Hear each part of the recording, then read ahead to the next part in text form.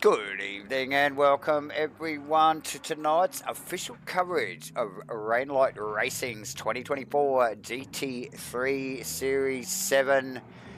Tonight you've joined us here, I think, for round 8 at Zandvoort, and if the pre-race practice is anything to go more by, it might be a little bit wet, ladies and gentlemen. But yeah, don't you worry. Get comfortable. Grab a cup of tea or a beer or whatever suits you better. I'm Davo. As usual, I have J-Man by my side. How are you doing, my friend, on the comms? Mate, I'm good. As I say, just to add a little bit of H2O, and it will be spicy tonight. So, yeah, welcome aboard, viewers, to what is, yeah, as Dave mentioned, race round 8, Zandvoort here in Series 7. This is absolutely a ripper racetrack. Probably one of the better ones that we get to call consistently is Yes. Zandvoort, and add a little bit of water as we mentioned, and we're bound to find out who's a wet It specialist. I was. think we know that Nick Firth's not shy on the rain. We've seen him with a very, very good result previously at Spa. Yes. Um, And also, I think Hendo is it Hendo is a Hendo? bit of a wet specialist as Yeah, well. But Hendo's a very good wet specialist, absolutely. So yeah, look, it's going to be a night of attrition. I think there's a few spots on this racetrack that are very, very high risk. I think drivers will do well to really just keep their heads for a fair bit of this one and see what the tyre does and the weather. Look, it's a mixed bag. I have looked at the forecast and there is opportunities throughout the night for it to dry up. However, like you mentioned, the lead up to this one has been really wet. it So has been wet, J-Man. Look, but like you mentioned, anything could happen between now and qualifying, and it quite often does, ladies and gentlemen. But look, stay tuned, stay tuned. You've got Davo and J-Man here tonight to call all the action live on the YouTubes with a MATCHFIT Entertainment. We've got to also thank SIMBLACKS coming on board again with the good people here at Rainlight Racing, bringing some awesome prizes from one night to the other, but also look, a fantastic, beautiful set of pedals for the major prize at the end of the season. So get involved if you haven't already. We also got to thank CrossCUT Woodworks, Carpentry and Joinery, Crossy 43, Hendo 31, and of course, True to Life Racing Designs, J-Man. What it is wet? Is qualifying wet? I think the boys are rolling out on track here as we speak. Let's see if we can get some vision up. yeah, no, they've just obviously the first phase of this half an hour qualifying. We're going to get the pro-ams and the AMs out there. They'll have a red hot go at I guess what will be their first part of the quali. And look, it is pretty consistently raining, due to calm down a little bit inside the next 10 minutes, and then probably the back end of the session is going to back off a little bit more. However, looking at how wet it is out there, Davo, I don't think it's going to make too much difference. Probably Um, not. Probably not. Look, and what have we got here? 90-minute race. Like if it, we have got a these 90 minutes. guys could potentially have 90 minutes of this as well, not just the half an hour of qualifying. Is that correct? Yeah, yeah, absolutely. And I believe first car out on track tonight would be, I think it is, yeah, it's the 17 car, Nathan Bewley. So interesting one here too. I was watching the Porsches earlier on. I was watching Bewley and Ichikawa out there in those Porsches, and I wondered whether the drive traction of these couple of Porsches out there Yep. Yep. might favour in these conditions. Worthy point. Yep. So they do get off the corner pretty well as it is, and just Matty Clark tuning into the stream as he's waiting for his turn out there on track. And yeah, we're scared for you, buddy. But yeah, no, it'd be interesting to see what sort of times they deliver. And we see consistently in these categories with the split qualifyings, who's going to step up tonight in this first phase of qualifying out of the Pro-Ams and the AMs to sit inside what would be the top 10 at the end of the session, even after the pros run. We've seen some pretty special times come out of some of these guys. Goddard is another one that comes to mind. If he can hook that McLaren up, he is very quick at the moment as well. He's got some pace on board. Ichikawa, Bewley, new to us, but really starting to really show us what they're made of with some good results as well. Definitely. Good to see Craig McConnell back out there in the Ferrari.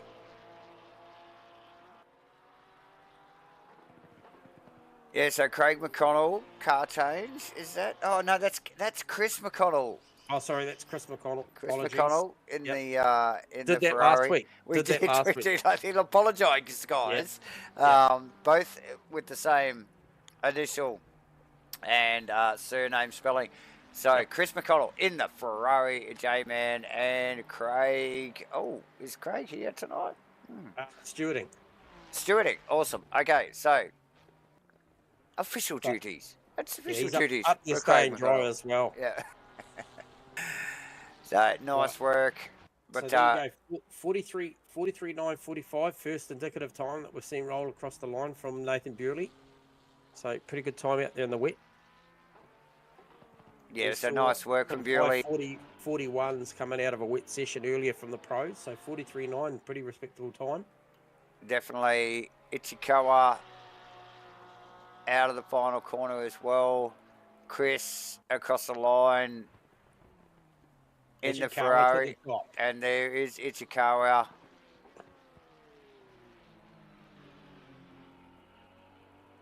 Okay. Provisional first. Edward Fickery, he is P2, 43.8, so just behind. So look at those times.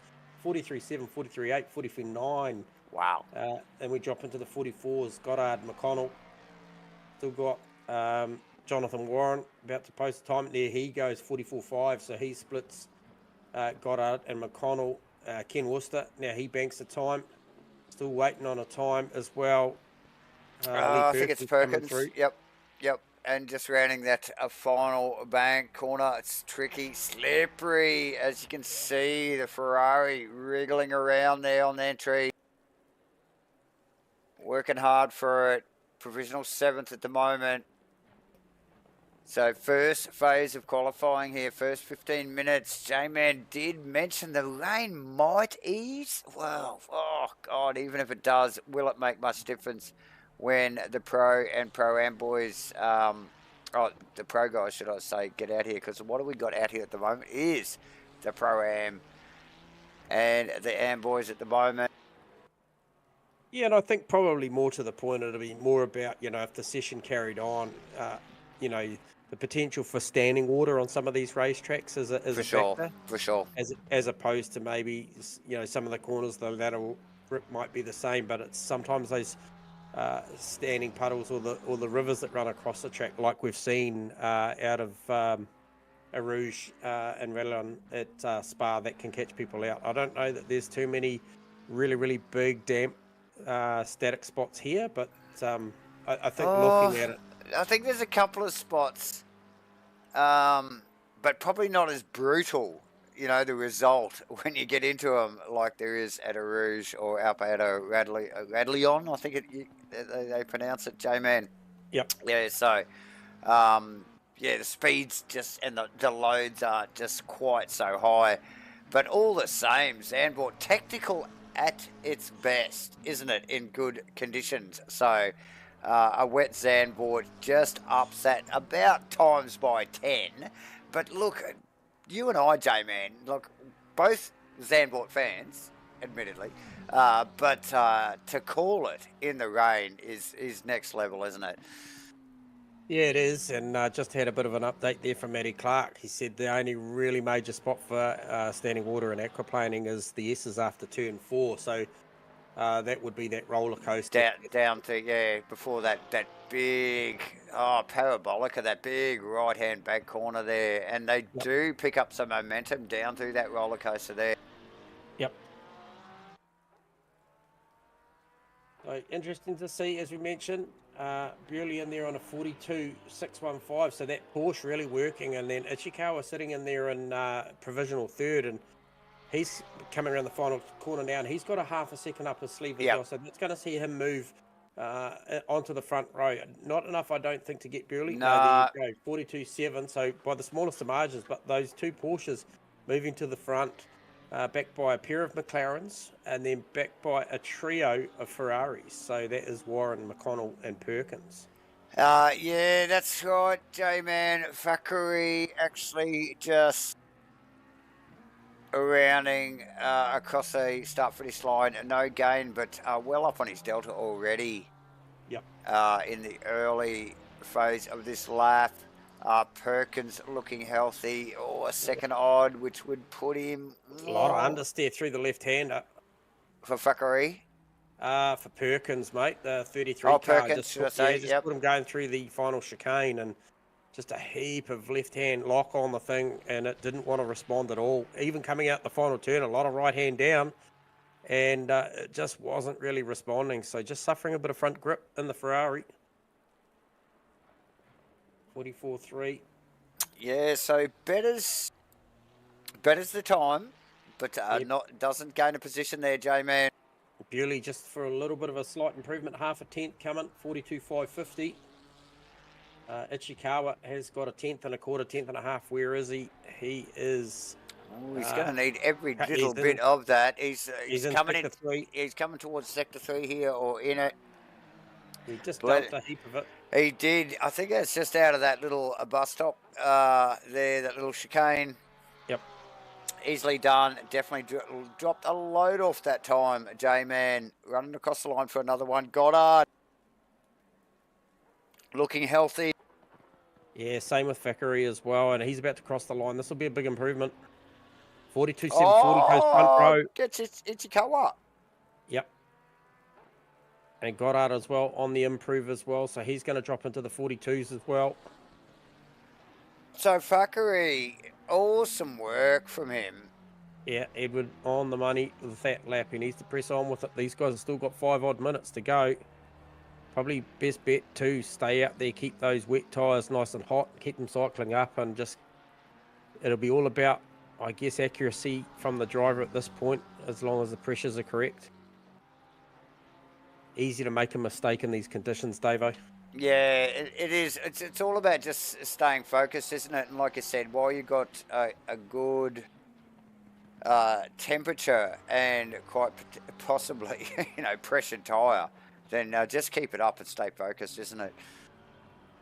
Yeah, just look for those little micro sectors, the brake marks. And this is a good lap coming from Bewley. This is a very, very good lap.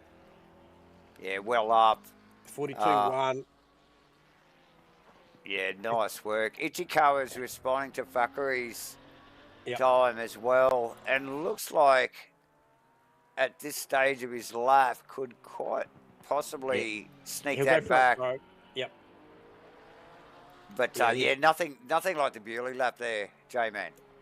No. I see Lee Perkins in the pit lane. Has he got enough time to come out and have another one? Yeah, he does. He'd want to get on with it, or maybe that's the best that he feels that Ferrari's got to offer in these conditions. So Ichikawa. Was that must have been an unclassified lap? Yes, it was. It was.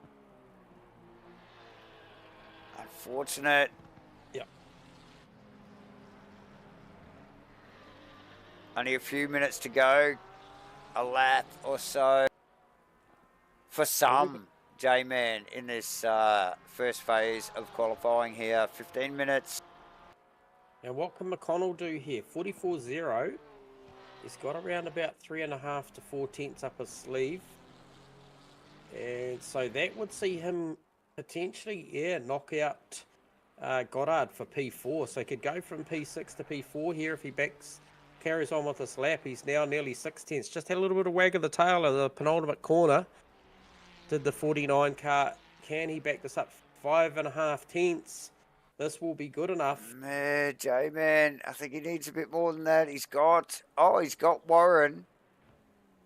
Puts him into 5th provisionally in the 49 Ferrari there. Nice work from McConnell. Yeah, just watching the clock, Davo. just to see where Ichikawa is now. He is coming through the final 2 corners. Off his lap, though. Yeah, he's off the lap, but he's got time at hand to get one more in. So if he can get this one right, he really needs to try and stay in touch with Bewley because, oh, who was that hard in the fence there? That was, okay, that was Jonathan Warren on the final corner. It just got that a little bit wrong. And so clearly pushing hard, J-Man. You know, these guys are not mucking around. This is the the Pro-Am and the Am boys in the first phase of qualifying here. Really going hard as we normally see, don't we, with this this early phase of qualifying, J-Man. And quite often, well, at least in dry conditions, we see these boys punch well above their weight, holding down some good top 10 positions. Goddard 42.5. What happened there? So Thackeray, okay, so he got Thackeray down, yeah, 42.5, 42.740. So he got that spot legit, and it looked like he went back, and he's trying to come back. Has he got enough time for one more? 16? Well, he's on a red lap, J-Man. No, he's just gone back to pits and come back out. I don't know that he's going to have enough time. We're talking. Oh, that's too tight. Yeah, mate. Where is he on this lap? He's just at the start of the lap. Where is he? 96. He's halfway through. It's going to be tight. He's only got just under a minute to get round. Well, look, it just shows the confidence, doesn't it, of Goddard to have a crack here as we still got cameras on Ichikawa, and he is good, healthy couple of tenths up on his time, which will easily let him get Thackeray. And he's going to get this lap. Oh, was that a track cut? Because that was well off. Yes, it was. Oh, no. More importantly, 30 does seconds. He get across? He does get across. Has he got the tyre left in? Is Goddard going to get across? Yeah, he rolls into the pits. Okay. So we are going to see our pros run out. However, more importantly, the guy to watch is Isaac Ichikawa, because he is out there. He has got a good, healthy 310 front row of the Pro-Ams there as well. So looking at that, Perkins, he's just finishing his lap. He's down. Okay, so he was down anyway. 43.757. So very, very good qualifying session from the Pro-Ams and the Ams. However, it is now all about the fast boys are out there, and I'm just trying to get a read on who was first out, and it would be none other than Lucas Keys. So no surprises there, shadowed by Gunther Rowe. Good evening, Warren. Good to have you on board, mate. Always appreciate your support, and looking forward to a good wet race here. A little bit of reduction in the rain in the last 5 minutes too, Davo. Just a notable mention. Doesn't look like much on screen, but it has reduced a bit. Yeah, definitely. And it was forecast there, as you can see on a little widget in the top right-hand side of the corner there, ladies and gentlemen, if you haven't already noticed it. But yeah, look, it can still be a bit random, can't it, mate? And, yeah, so we take it as a guide more than anything, because anything could happen, really.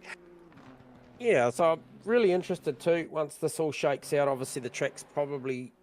Well, the weather's slightly improving, if we can say that, to what that does. But I feel like a 42.1's still a very, very good lap. And it'll be interesting to see. We had 8 runners there in the Pro-Am and the Am class. A little bit down on numbers for those 2 categories there. And we have got, I guess, one more running than that. We have got, I believe we've got 10 runners in the Pro class out there at the moment. As I mentioned, Lucas Keys, first car out there that's going to give us a banker lap, and we'll get a real good idea about how much pace these pros have got in these conditions. Yes, and it won't be long now, J-Man. Cameras on Frodo. We've seen Hendo out there as well, another one to watch. Gunther Rowe. Firthy. Lucas Keys, like I said, first car on track at the moment. 40.9, there you go. That was probably more what I was looking for, what they'd been doing in official practice. So 40.9, quickly backed up Maverick with a 41.152.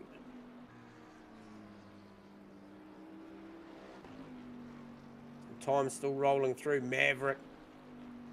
Oh, sorry, Lucas Keys up already on his lap. Faraday pops it into P3, the 42.0.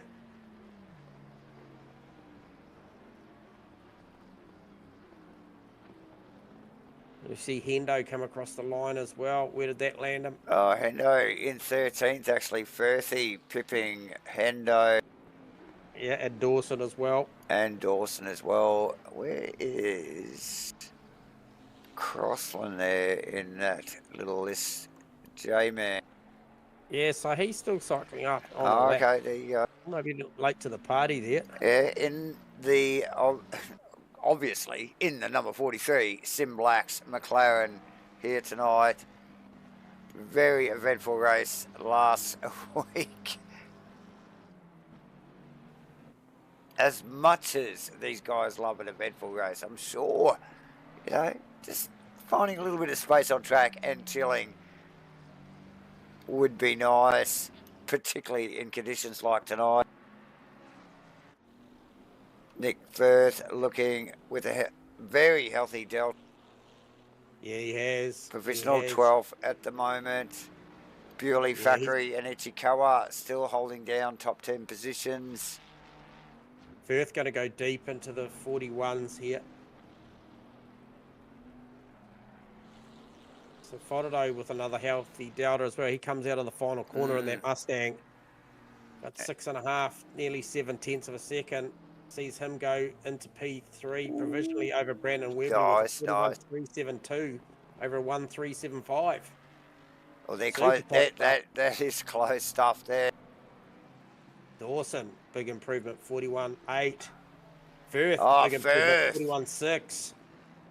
So starting to shake Bewley, Fackery, Ichikawa and co. Back down the list a little bit. These guys out there banking some good times. 9 minutes of the session left. Rain increasing inside 30 minutes. However, that won't be a problem for these guys.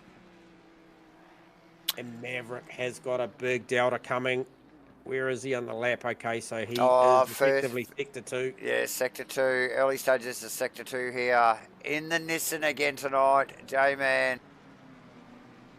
And, yeah, really showing some good form on the chase for the Lucas Keys, Datsun as well. So, who is that? That is actually the True to Life Racing Designs, or the Gorilla Racing, actually. Yeah, that's Mustang of Gunther Rowe there. So, Webley just out of the hairpin there. Oh, he's getting towards 7/10 as Maverick. This is a good split. 140.547. So the market's just been shifted again. What does Maverick do? He goes to the top on a 40.4. Throws down the challenge. Lucas Keys straight back to the pits. Probably wants some new rubber. It's got enough time to do it too. Who else we got on the move? We have got Faraday, 41.240. It's a good lap. Webley's got a couple of tenths up his sleeve. He's just coming around the bottom. Yeah, and just looking at the body language of some of these Mustang drivers, J-Man, as we get Webley. cameras on Webley there. Look, these guys really clearly having to throw these cars around a lot to get them in the position they want them to be. Is that just qualifying laps, Jamie? Are they going to race it like that all night? Yeah, it looks hectic. I'm not sure what happened to Faraday there, but he was off in the infield. I just picked up on the Steve Crossan car because Crossan in there at the moment on a 42.0 P8. He's looking for more out of that McLaren. And she's kind of a little bit static at the top. Maverick over Keys, Faraday and Webley in the pit lane at the moment. Well, conditions not ideal, are they? No, but they're probably at the best they're going to see in this session. So, you know, there's not, you know, the rain's falling, but it's I don't believe it's as hard as it was at the start of the session. So best to get a wriggle along. Feel like, yeah, so Faraday and Webley all back out of the pits. We did see Lucas Keys go and grab another set of tyres. So he's on an outlap at the moment. 6.5 minutes left to go as he heads round the back, heading towards Sector 3.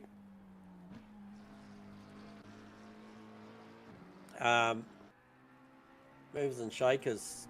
Tony Spence, he's on a lap. He's got around 2.5 to 3 tenths as he starts his way up the hill, comes out of turn 4, comes down through this tricky 5, 6, 7 section, building speed as they climb up over the hill. Car gets unweighted. Then they've got to come down, tip off the accelerator, get into the brake just a little bit, settle the nose, and tip it through these fast right-handers all the way coming down the hill here, followed by some more right-handers, and then they've got to scrub off all the speed for what will be the final section of that track and really arrest the car as they head down the bottom. And that's the spot where I think halfway through there's a fair bit of standing water, and the car's pretty nervous down through there. So he's doing a good job at the moment. It's got about 4.5 to 5 tenths of a second, and that will put him amongst some very, very good company. And I think Crossing and Firth, Dawson. Now, on that note, the 43 car Crossing, we said he needed some more, and he did go more. P5. Yeah. I think he's pipped at least 3 positions there. Firth, Dawson, and Clark. So now just watching Spence here rounding out these final couple of corners here. It's a good lap from Spence here, mate. I think it's red though, Jay, man. Is it red? No, no, he'd been an outlap. It's an outlap there. Oh, wow. 41.3 to go P4. Now, he is amongst some serious company. I mentioned that he might have been with Crossing, Firth and Dawson. He goes one better than Webley. He goes another row. He goes another row up, doesn't he? He does. Now, Webley's on a fresh set of tyres as well, remembering that we just said he went back to pits. Now, he is 1.5 to 2 tenths up. Just bled a little bit through there. Just might have been a little bit offline. However, he is building into the lap. Now, Lucas Keys is the one that's responding. Yeah, responding to... massively. And what a stellar lap from Mav. In this a 39. A 39 on the card there. High 39. And he backs it up. Corner. He's all of the road. Keys. 40.0. 0.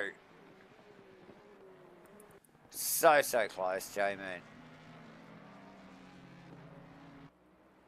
So it's not done. 3 3/4 minutes left to go, and I'm just seeing a heap of green on the doubters. Not a lot by some of them, but Webley here, he's got just over a tenth or around the 10th of a second. That would be enough for him to go P4 if he can string it. Oh, really sideways. Here we go. Watch this.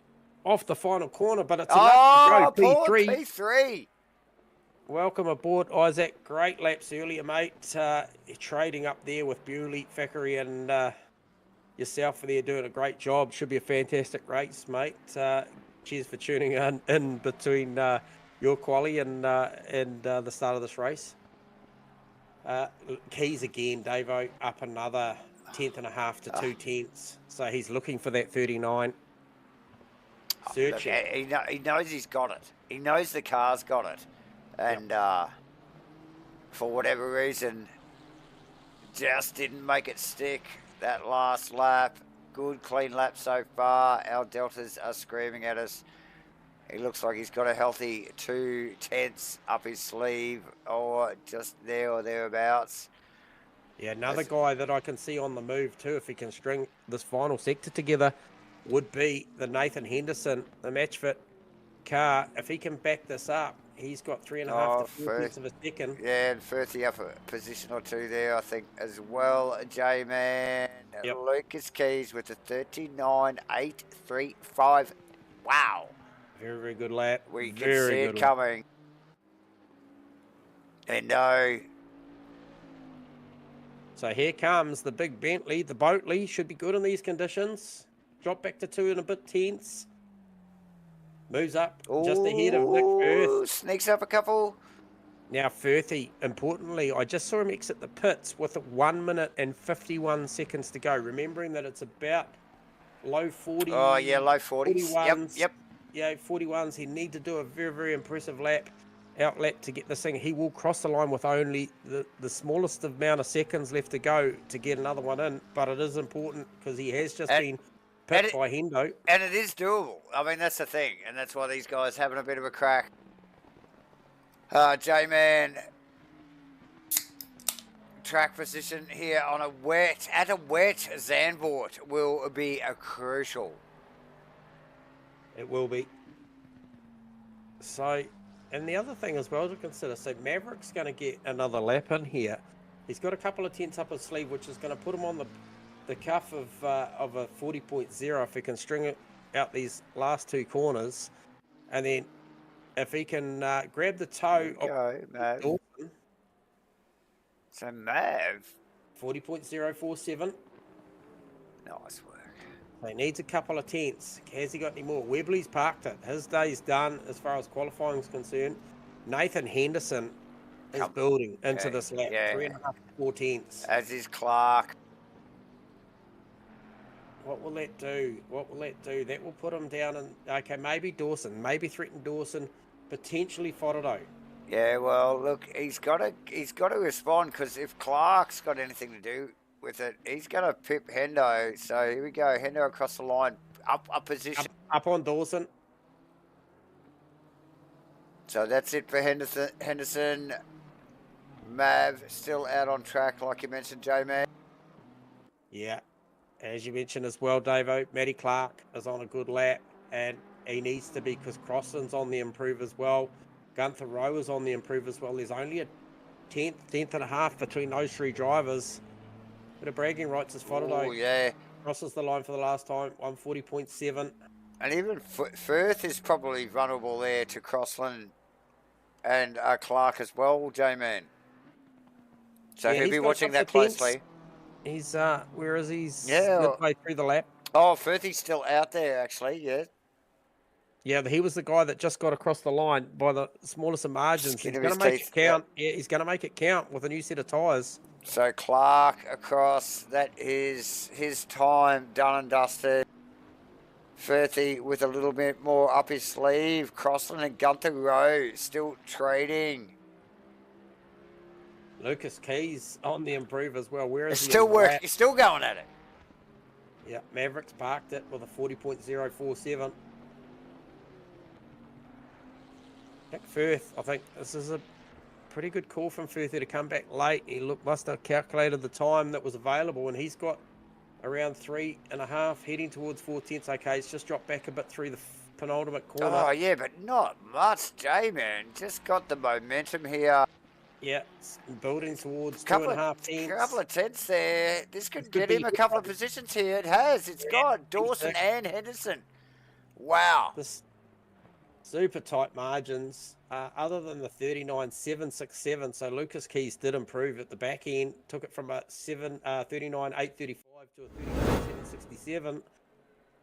39.767. Then we go to Maverick, 40.0. Then look at these times: 40.7, 40.99, 41.2, 41.2, 41.3, 41.4, and then 41.6, and then that is the 10. But even outside the 10, it's still a 41.7. We don't drop back to the ones till we get to that very, very good lap of Nathan Bewley, P12. So that's the first of the Pro-Am. So super, super tight session. Very, very well constructed too. Like, out of all of that, half an hour's worth of absolutely banging these things around a very wet Zandvoort. I didn't see too much mischief go on, mate. I didn't really, other than maybe, I think I saw Jonathan Warren maybe tag the wall on the final corner. Saw a fair bit of understeer, a little bit of oversteer, but nothing major. So I think this could bode well for the race. Fingers crossed, J-Man. Fingers crossed. This will move forward reasonably quickly here. We'll be interested to see how the weather pans out as the next session rolls out, J-Man. But yeah, as usual, cracking qualifying right to the end. These guys really push each other and just looking for the slightest of edge.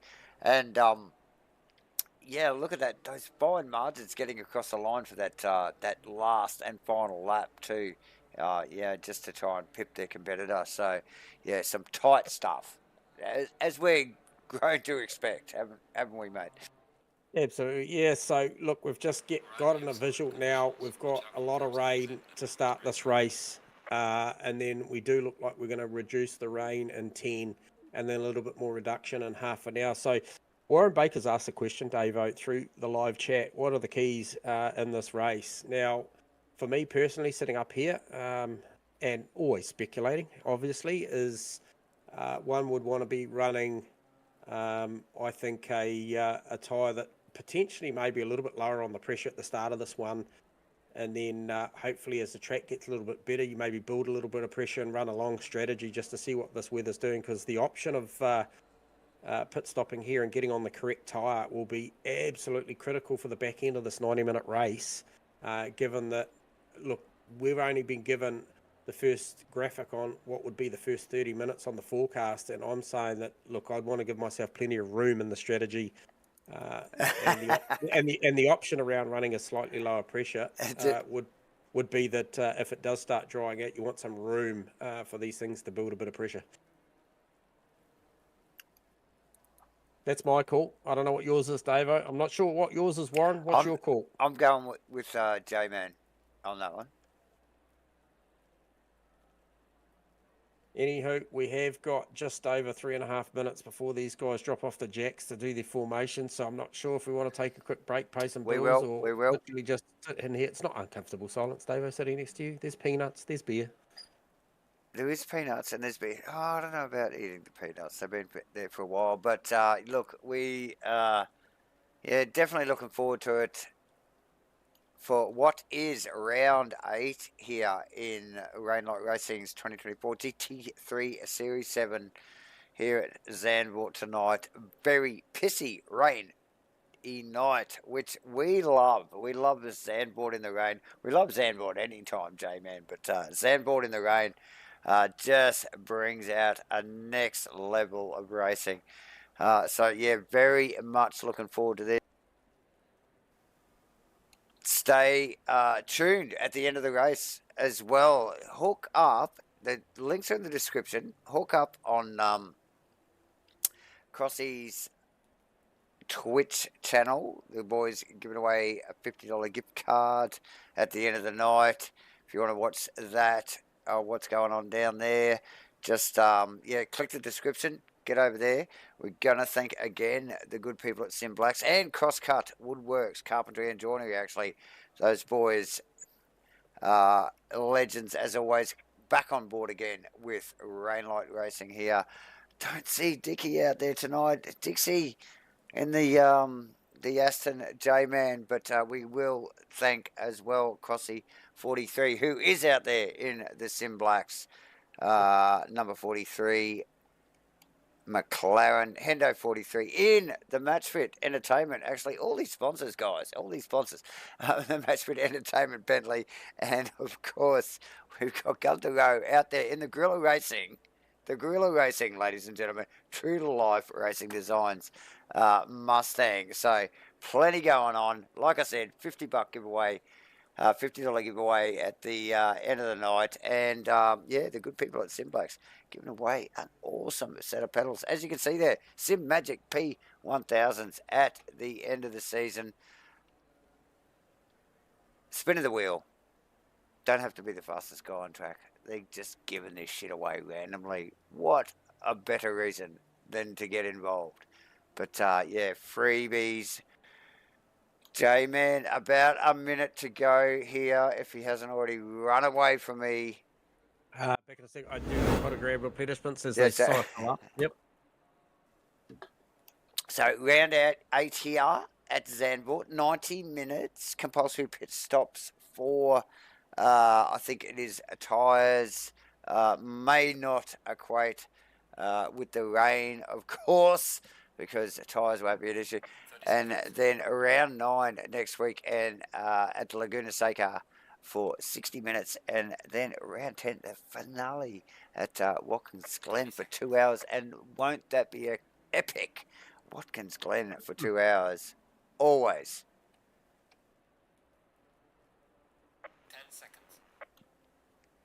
10 seconds. My man is saying. Yeah, we're getting close.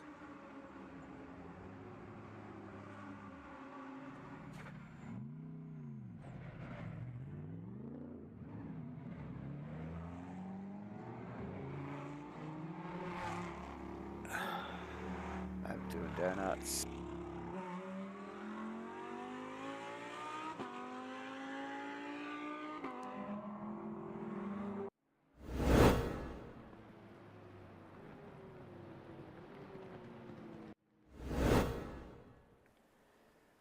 So, ladies and gentlemen, they are leaving their pit lane now. Just get a load of the shenanigans that goes on in the background here with online racing. We see Mav in the replay there. Just getting a little bit of temp into the rear tyres and the Datsun. J-Man, pre-formation lap. Yeah. Yeah, question. I don't know how long he's going to stay on those for. But, Too true, too true. yeah, I think Lucas will look to try and utilise this front row start to try and check out, get down to turn one pretty sharply if unchallenged by Mav. I think he'll do Lucas things. He's got this ability to just couple of tenths each lap stretch out, barring any mistakes, but we don't see Lucas make too many, and then see what Maverick can do with the likes of Shane Fodderdo and Webley. So a couple of Mustangs in there, so a pair of Nissans on the front row, a pair of Mustangs on the second row. Then we mix it up a little bit with Spence in the McLaren, Firthy in the Ferrari, and then we do have Hendo and Dawson, so a couple of Bentleys, another pair at the back, Yeah, and then Matty Clark and that lone BMW P9 and Crossy, who was trading right to the bitter end of that qualifying with Gunther Rowe for 10th and 11th, so it'll be a good battle going on there as well. For sure, for sure. A little bit of a short field tonight. And Ken Worcester not making it off the jack, so he will be looking for a potential pit lane start. Oh, okay, interesting. Always a challenge, J-Man. Well, for some anyway, as the boys start to form up here. It's a very early formation, eh? They've still got a good couple of corners to go. It is a very, very early formation, actually, J-Man. A couple of corners, sorta, kinda. It's just like one big corner, but it is a bloody long one. So they have got into it a little bit early. I like the option here from the 585 car on the inside of row 2 for a potential move down the inside of what potentially could be Maverick. I think, Dave, I'll leave the start procedure up to you. Yeah, Mav on the outside. So we do have Lucas Keys, Mav, Fodderdo, Webley, Spence, Firth, Hendo, Dawson, Clark and Crossland rounding out the top 10. Going into T1 here at Zandvoort. Round 8. Oh, the Mustangs, a little bit of hip and shoulder from those two. Fodderdo gets the better of that. That's going to allow Spence to edge up on the outside. Spence is in there immediately. Puts him on the inside for turn 3. And just watching the Bentley as well of Hendo. Oh. Sneaking past. I think that was Bakary or something there in the background. He threw the spray. Yeah, so that's Firth going backwards. He's gone a long way. Oh, it might have been Firth. It was Firth going backwards there. So just faked onto the outside. No contact from Hendo. So if anything, Spence was the guy with a great start out of that as well. So he managed to grab Webley. Yep. Crossland tight in behind row. Good buddies, these guys. In the background, Thackeray Bewley. Tight. Very tight. No love loss. Chris McConnell well back, J-Man. Bewley well back from where he would expect to be. Yeah, Firthy back as well. So Firthy's back some 9 positions off the start of this race. So travelling start for a few guys. Lap 1 here. Grand Light Racing 2024 GT3 Series 7. Round 8 Zandvoort. Lap 1. And it's on already. Webley. Thinking, I want that position back. Tony Spence. He's coming for him. Let's get out of the front of Webley's car. What can he see? Not much. No, not a great deal. So lap 1, Maverick going with Lucas Keys at the moment. A little bit of a gap to Faraday. Faraday did a great job defending into 2-3, yeah, which was Webley and Spence. Webley lost out on that battle. However, he's going back to work on Spence. Now that is Matty Clark going backwards a little bit. Is it? No, he's put an attack on Gunther no, Road. it's on, it's on, it's on. He clears the nose. He gets it done. Come out of turn 4. Gunther looking agitated. Yeah, high risk place. Part of the racetrack, this one. Big sideways from Clark over the crest. Oh, and crossing deep in the McLaren just shows you the bloody turn-in on the McLarens, J-Man. Yeah, somebody get on the comms and tell these boys it's 90 minutes because they're into it already. It's lap 2. Yeah, These guys are at it. Yeah, what's the call? Elvis, I called for maybe potentially running the tyres deep as you can go. Who was that got a stop go? That is Chris McConnell. And he's just cleared that. So that must have been, okay. So there's contact between Crossland and we've got a 3-car pile up. Multiple cars stationary there. It's not lap 1, so surely we're allowed a replay on that one, David, just to see what unfolded there. Yep, I think it was across the tap on Gunther. It's messy.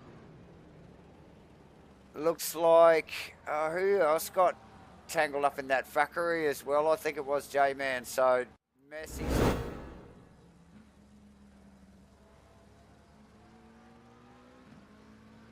Usual places here. Yeah.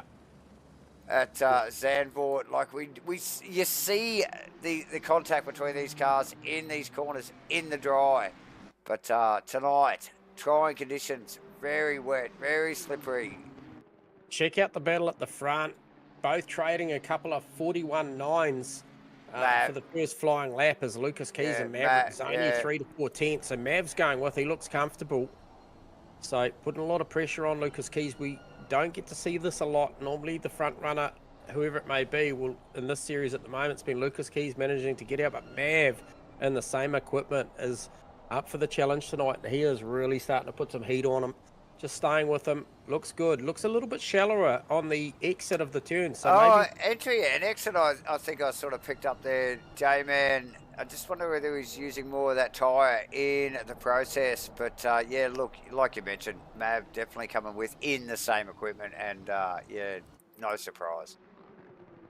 And Webley also Spence. Shane Fodderdo is the guy that's probably in the sweet spot at the moment. P3 got enough distance back from Maverick to not get too much spray, and got enough distance back to Tony Spence to not be under threat. So, however, no such luck for Spence, Webley, and Hendo as well. So Hendo with a good start to this race, and then Firth on the recovery mode, starting to claw back. Him and Goddard starting to head back towards Ichikawa. So Bewley, Ichikawa, Goddard, that's changed by I think 1 position. However, they are status quo pretty much. Oh no, they're up a couple of spots to the expense of Crossland, McConnell, and I think Rowe as well. So yeah, so look, field spread somewhat pretty quickly here tonight, J-Man. No surprise, like we mentioned, trying conditions. We can clearly see it. Webley starting to put pressure on Spence now as we speak. But, yeah, look, these battles will to and fro, won't they, J-Man, with these sort of conditions? Yeah, and look, 10 minutes, basically the rain forecast to absolutely stop. Unfortunately for Chris McConnell, he's been forced into a strategy based on the stop-go that he has now completed his pit stop, and he is back out there on a wet tyre. So I see the forecast is calling for a little bit more rain in 30, so he's going to have to nurse those tyres through a stretch of this race, which potentially wouldn't be ideal. So it'll be all about these guys nursing the tyres through what will be potentially the driest part of this race. A bit of a dry patch, yeah. Lucas Keys sideways down through the bottom of the hill, very, very close to dropping the left rear on the second to last corner out into the dirty stuff, and that's allowed Maverick to be well and truly up under the wing. drops out of the spray, shows him the nose down to 1. So that is super, super tight stuff down there. Maverick right on him. Also, Webley was very, very close to Spencer to 1. However, just kind of missed the apex a little bit, gives Spencer a little bit of reprieve as well too, Davo. So a lot of close stuff heading down to 1, but sort of shakes itself out on the way out. Still fully engaged in this battle with Mav and Lucas, because I feel like that's on a razor's edge at the moment. Oh, look, this will be exciting for as long as it actually runs for us. We just see Mav super sideways. We're looking over the rear wing of Lucas Keys. That's in there. And you can clearly see the body language from Mav's car. But yeah, look, for as long as this runs for, we will be keeping an eye on it, J-Man, because this is a bloody battle royale, isn't it, between these two guys? And one worthy of the watch. Out of the front of Mav now, and we just see Lucas very deep into the chicane. Managed just to pull that thing up once again. Firthy on Goddard as well. J-Man has heated up. Hunting. Yeah, so he's on recovery mode as Firthy. I believe 4th on the championship at the moment. About 170 points back from Shane Fododo in 3rd. Fododo doing a beautiful job at the moment. 4.2 seconds off of the back of Maverick. Now Maverick once again shows the nose to Lucas Keys down to 1. Still not close enough, but he's making him think about it. And he just got to keep doing that. Just keep making him think about his car positioning into 1. How close can he get? Yeah, and it's probably just there's not there's some thoughts that don't normally have to go through Lucas Key's head, and that is covering his line as we see Goddard wide. Keeps it out of the sand. Oh, but gives it away. Nice work from Firthy there. Good pressure. Pass in the background as well. Who is that? That would be. That's Goddard first. No, I think. Oh no, we got Gunther Rowe. We got Gunther Rowe and Warren as well. Oh, no, Warren actually changing places. Okay, it was. Sorry. Yeah, got you there. Jonathan Warren. Ichikawa also not too far behind those, that little group there. So there's a couple of pairings right there. A little bit of a gap between them. Frackeries in recovery mode. Flames spitting from the back of the McLaren. Ichikawa heating the front of the Porsche off said flames. Oh, as they come through.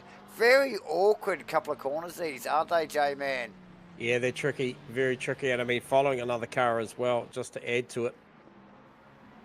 So a little bit off cam. Awkward apex. So just range up on the back. Is that Warren? That is Warren. Okay, so that forecast changing again, saying for increased rain in 10 minutes. So might not make the play from Chris McConnell so bad, as Ichikawa does manage to get that done on Thackeray. Now he's right on the back of Warren. Warren incredibly wide down through the bowl. Warren not looking comfortable at all, J-Man, in the Ferrari here. Watch for the Porsche under brakes down here. I think he's easily going to do it. I don't think Warren's got anything for him. But brakes, bam, big time. Now, it's an interesting corner turn 1 here. There's so much camber down low on when you're tight on the inside. If you're even in the middle of the racetrack, it's very hard to get that car back down in there. And that was enough for Ichikawa, Isaac, to easily get back down there and get that pass done. Maverick now hunting. Just going back to that battle there. It's just a couple of opposing lines as they get down the bottom of the hill. And you can see the spray. The spray's already reduced, hasn't it? So looks like the track conditions got a little bit easier. Oh, so close. Yeah, well, look, both of them. So Lucas Key's fastest lap of the race was his last lap. I don't know if it was classified, but it was a 40.8. I'll give you a heads up on that. No, fastest lap of the race is owned by Maverick on a 40.7. So that is well and truly, you know, quality pace for a big portion of the field.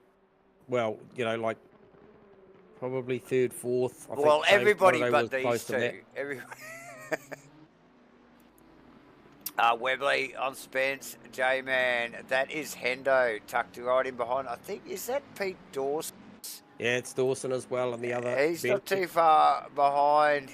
In the very nonchalant Purely with the white inside and a line. black car. Purely had the inside line to turn one. We're starting to put a bit of pressure on Matty Clark there. So it is a Pro-Am on a Pro. We do have a recovering Pro in the background of Nick Firth and P10. So he's recovered back nicely after that incident earlier. However, whereas Rowe's actually recovered after that incident, not too bad as well. Maverick now close again, very, very close. So Maverick's strong suit, I believe, is all the way coming down the hill. Gets the car really up close and personal.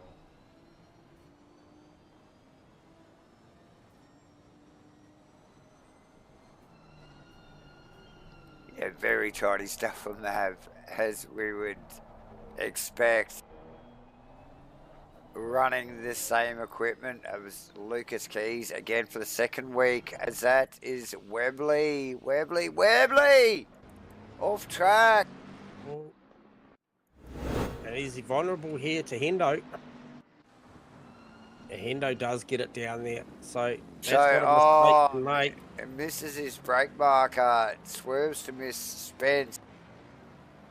Even with the massive cut on the corner, he still needs to recover that car out of the sand and loses a position to Hendo as well, like you mentioned, J-Man. So, not that simple. And the likes of Webley working very hard for their money here. J-Man, look, we've got a couple of close battles going on here, haven't we, with Dawson, Webley, Henderson, Spence, Maverick, and Keys, of course, in the front. Look at Webley on the rear wing of the MATCHFIT Bentley there. Yeah, absolutely. He's right there. And we've come back to the section of racetrack where Maverick's super strong. And once again, he's the rear bumper of Lucas Keys, and he's looking for an inside line. And here it goes. They tangle. Oh, there's contact. Where is Shane Fodderdo? The time will be dropping. Maverick readdresses that one. I tell you what, he was up there. But whether he was under control when he got up there is debatable. That'll be one for, I guess, the stewards. I'd love to, if nothing comes of that, I'd love to have Craig McConnell's input on what they thought of that incident there. It's not something we'd normally reach for, or whether we're allowed to reach for, but that's an interesting one, and I'm sure the viewers would love someone else's view on that. But it looked like a move that was certainly on. However, it resulted in contact, so we'll leave it to the good people that make those decisions, but you sit there and wonder.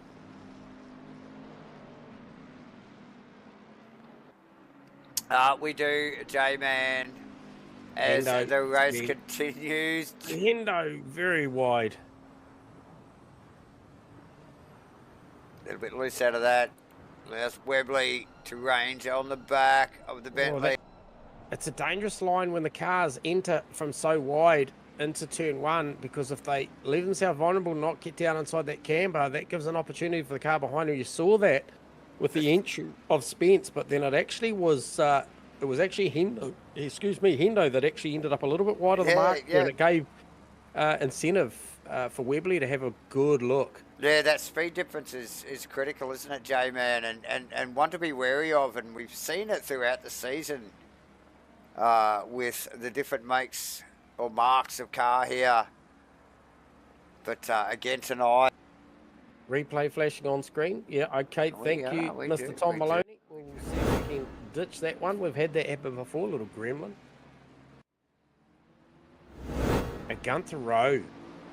Gunther Rowe down a spot. What was that? It was the expense of Steve Crossland. So Rowe back.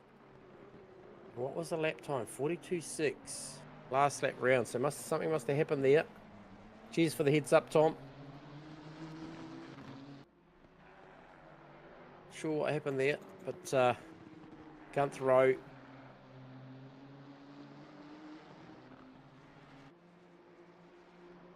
and and Steve Crossan, 16, 17. So something's gone astray there again, Davo, you think? Well, clearly, J-Man. As we watch, here we go again into one. The boys at it. Maverick! With the wow. Wow, we've got to get a second look at that because that doesn't happen often. Persistence there. Just had it up there. Yeah, Lucas. Yeah. Opening the door there. You can see him coming.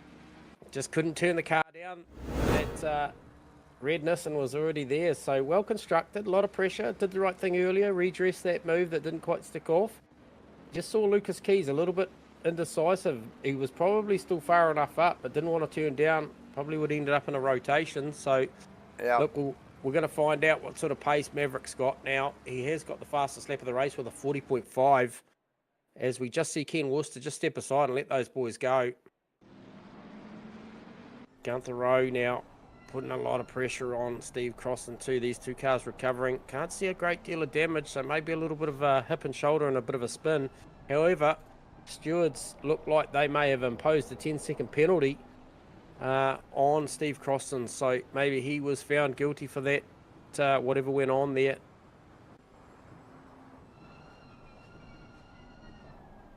Yeah, so plenty of action going on here, J-Man. This Dawson Webley-Henderson Spence battle is heating up somewhat. And these guys going at it. A little bit of contact here and there. Elbows are out. Eyes are facing forward. And who is that ducking off into the pits? No, it's not a duck off into the pits. These guys are chasing slip here. Yeah.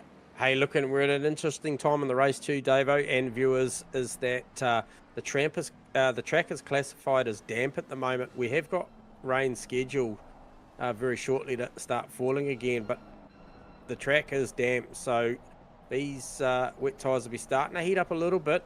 Not running through a lot of static water, so pit stop strategies, who can hold their nerve and wait for the rain.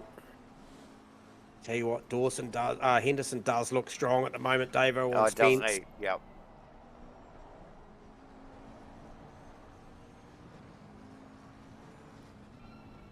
So one to watch, like you said, changing track conditions, J-Man. You know, like, and that is, you know, that is worthy of dimension, isn't it? Yeah, Maverick just gets that margin out to a second too, so he has definitely got pace in that car. Is he sprinting? Is it the hare and the tortoise? Is he looking to make bank on these tyres while the track's like this?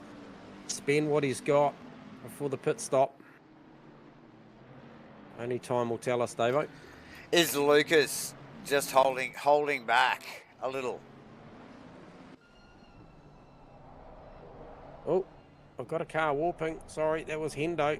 Stick with us, Hendo. You're in a great battle. I hate for ping or internet issues to rob you of this one, mate, because this is an absolute ding-donger. And now Webley got a good run off the final turn. All looking to fake back to that pit lane again. And look at these four. Bewley, Clark, that battle, we haven't talked much about it, but I can tell you now, I've been flashing back and forth to it. It's been going on the whole time that we've been watching this race. Bewley and Matty Clark just absolutely going at it for 8th and 9th. I think they just snuck past. That might have been Worcester there in the Mustang. Literally just getting out of that as you just saw these four cars shoot past him like he was looking for a parking space. And good presence of mind from Worcester to get out of the road. But these guys just to really manage that situation, J-Man. And all sliding through here. Big train of cars here. These four guys very close. As you can see, a little bit less spray. Yeah, I just wondered whether those cars that I thought you and I may be looking, they were faking towards the pit lane. Are they actually searching for water potentially? They could be. They could be just trying to cool that tyre. Bewley Clark is a very, very good battle. Bewley now with a good run. Heading up to the final chicane. He's going to be on the outside. This will be defendable for Matty Clark. but he is up there. And it'll compromise Clark's entry. Well, he does a good job of it. Yeah, a bit of a wriggle from Bewley in the Porsche there. Just trying to counter that cover from Clark. Look at these. Look at this. Spence, Hendo, super close. So is Webley and Dawson, all searching for a little bit of water now. Down into Hendo one goes for the big fake. Spence covers. Webley tags. from way back. Hendo just missed the brake mark there. Now, who's that going to be vulnerable to? Clark and Bewley can't be far away. Here they go. Are they going to round up? They round up Hendo. So Hendo, the big loser. Expect the stewards to get involved with that. Webley up to P5, but potential penalty pending, I would think, after that. Nose to tail contact down to turn 1. Oh, without a doubt, J-Man. Without a doubt. So, Keys Maverick, that gap's just static at the moment, about 1.1, 1.2 seconds. So, not much in it. Track position could be key, though. And who is that? Steve Crossland, all over the back of Lee Perkins now. And he's got Gunther Rowe in tow as well. Remembering that Crossy, as you can see on your graphic there, he has got a 10-second penalty hanging over him. Yeah, not a good start to this race for Steve Crossland in the 43 SIMBLACKS McLaren tonight. J-Man working hard for his money here at Zandvoort. Very wet Zandvoort, and like I said, these boys, it looks like they're faking off to the outside a little bit here. But yeah, look, I really tend to agree there, J-Man. I think they're chasing a little bit of water, aren't they, outside here, just to keep those tyres cool.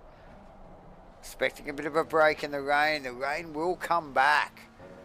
So it's all these guys are in management, damage control, aren't they, with tyre wise?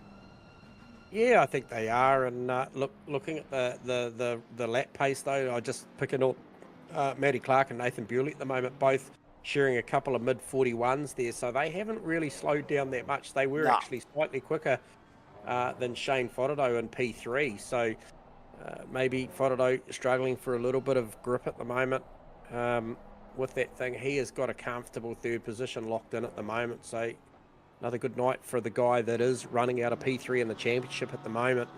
So he's doing a great job there, just managing that. But yeah, Dawson in a good position as well, knowing that possibly Webley could be, could be under investigation at the moment if we speculate on that incident. So we'll watch that space closely and see what comes of that. Looks like maybe no further review. I'm sure we would have heard or seen something in respect to the Maverick Keys battle that Maverick readdressed earlier on before he made the pass cleanly. And he has got their margin out to 2 seconds now too. I'll just give you an update on that, Davo. Yes, definitely. Those guys are pretty orderly in, maybe not in the delivery, but like in the result. Yeah, plenty of respect from both of the drivers. Mav redressing when required, where and when required. So, yeah, plenty going on. Spence trying to get out of the slip, or trying to break that slip from back to Webley and Dawson. Oh, yeah. Webley wide again wide. In the background. Looking vulnerable to Dawson. Pete doing a stellar job in the Bentley tonight, in the rain. Yeah, now that Matty Clark, Nathan Bewley battle that I've been talking about throughout this race, there's some 5.5 seconds behind the Dawson-Webley battle, but Hendo, the recovering Hendo after that incident, is making his way. He's way back to them. He is under a second. He's 0.7 of a second away from clawing back into that battle. And the sort of pace that he's got, 41.1 last lap round for him versus a pair of 41.8s for Bewley and Clark. So he's definitely got pace. As we see Bewley now just trying to cycle up a move here. He goes outside, inside, down into the last of the right-handers. He's going to have the car up the inside. Can he accelerate off here? If Clark can stay here, he will have the inside line, which is the preferred line. And look at that, Hendo, opportunistic move. is going to grab, I believe. Has he got it though, J-Man? Look, he's on the wrong side, heading up to the chicane, but I think he's got enough done. He has. Good set of corners there to make some opportunities happen, and I could see what Bewley was trying to do. However, probably didn't factor that big Bentley to jump in the party. Probably not. Oh, Webley, super close to Spence here. Needs to be accurate on the brakes, down into 1 here. Gets it tucked in nice and tight this time, no problem there.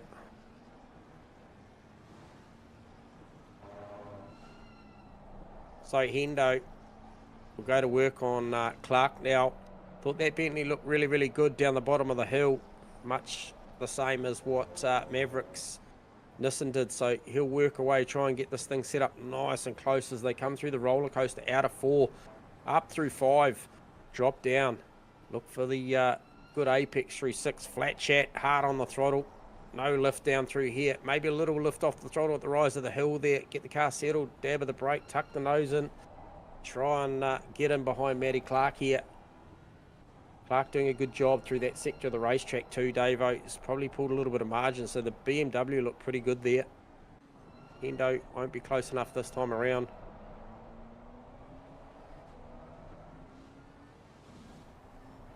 Yeah, both drivers working hard for that, J-Man. You can just see the body language of both Clarks and the wheel work there from Hendo. Really working hard for their lap times. A little bit of curb from both.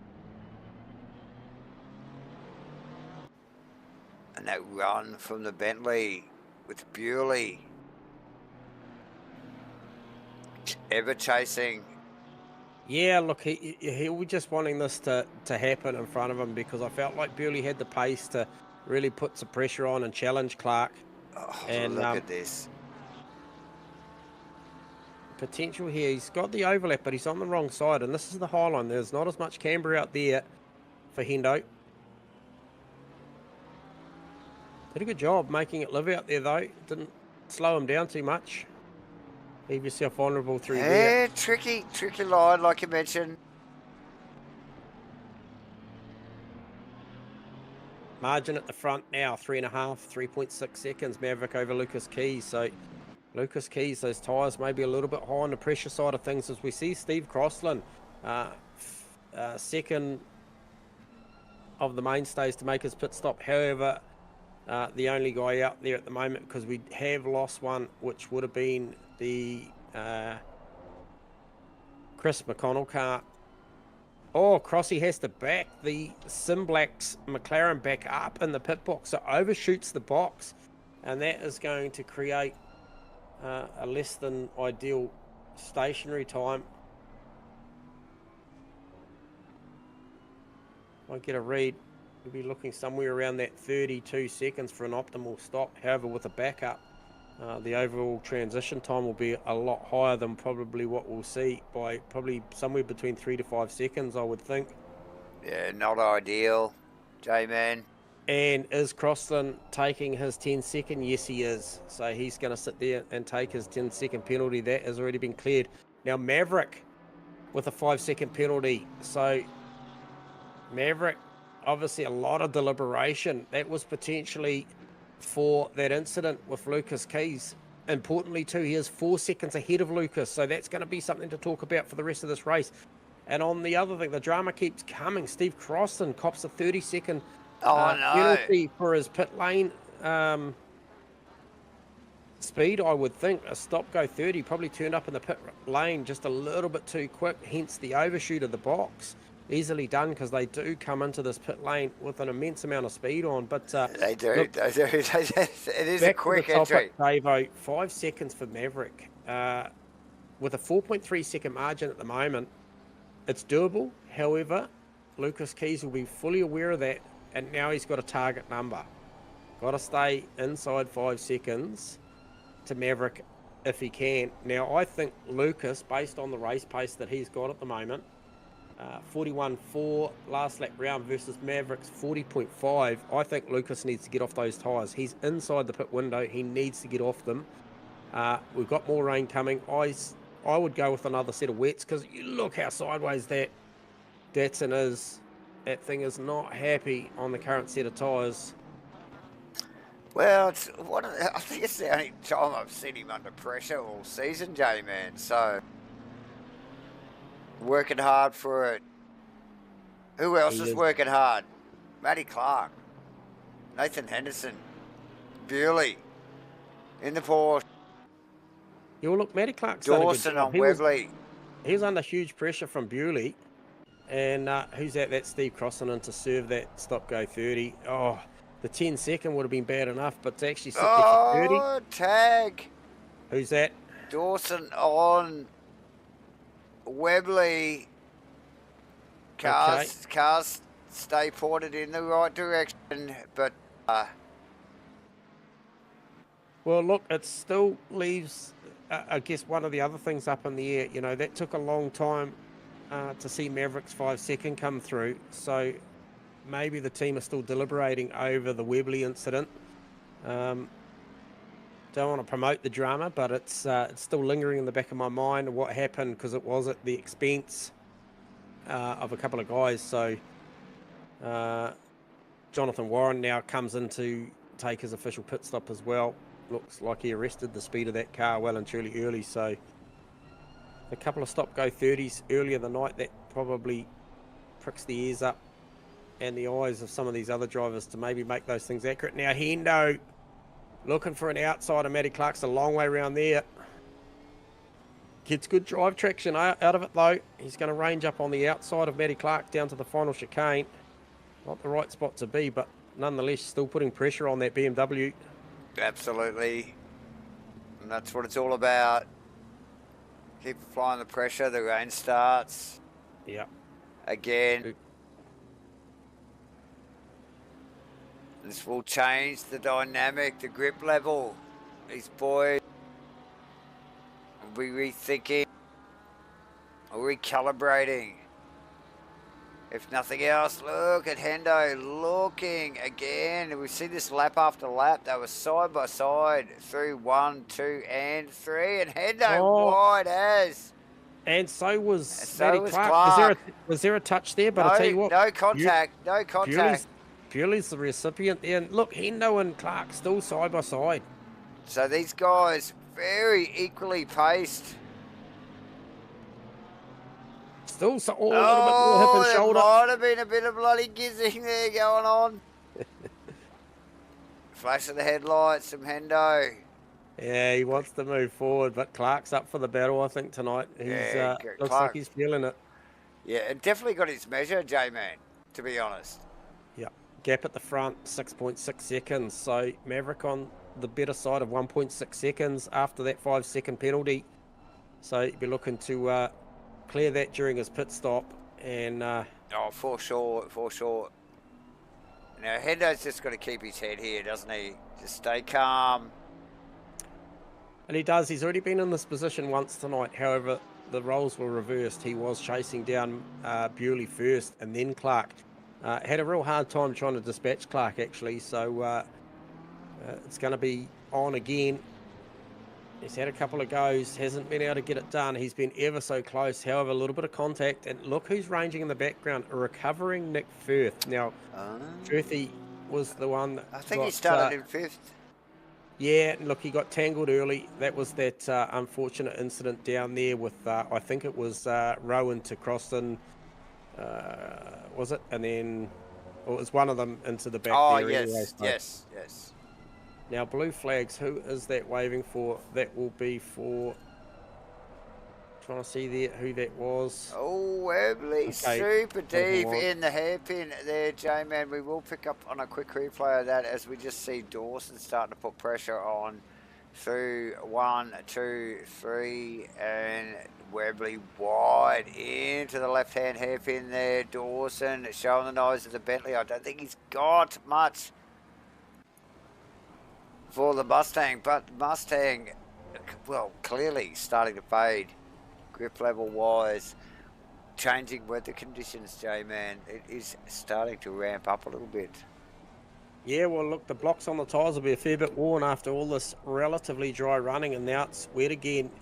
You don't get the same wet tyre back just because it starts raining, because they've obviously worn a lot, potential blisters or graining in those conditions, and you just don't get the same amount of grip back even though it starts raining and cools the tyre down, and it may get back down to the correct temperature and pressure with the right amount of rain.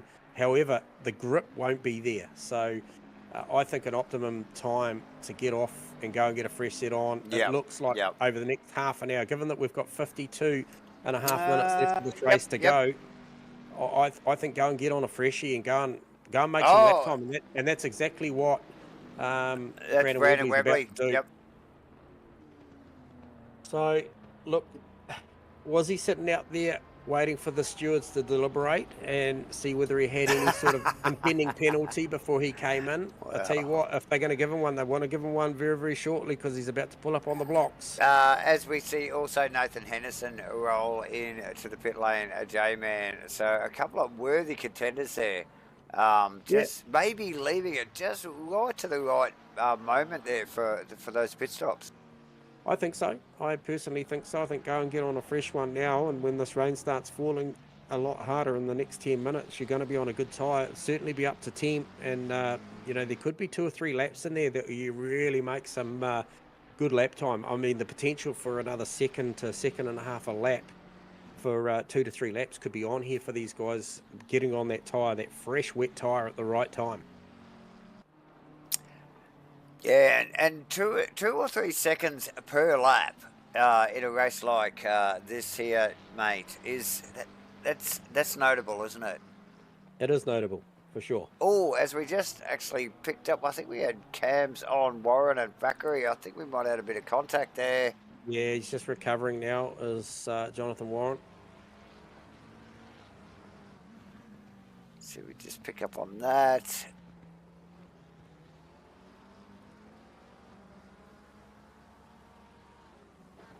So unforced error from Warren, getting a bit of a tag from the back. I think it might have been Thackeray actually.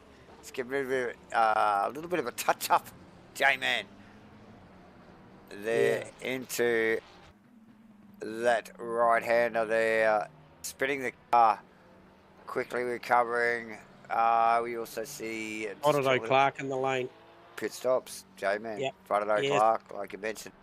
Yeah, so Webley with a 35-second stop sees them stationary for 58 seconds of the lap, so pretty good stop there.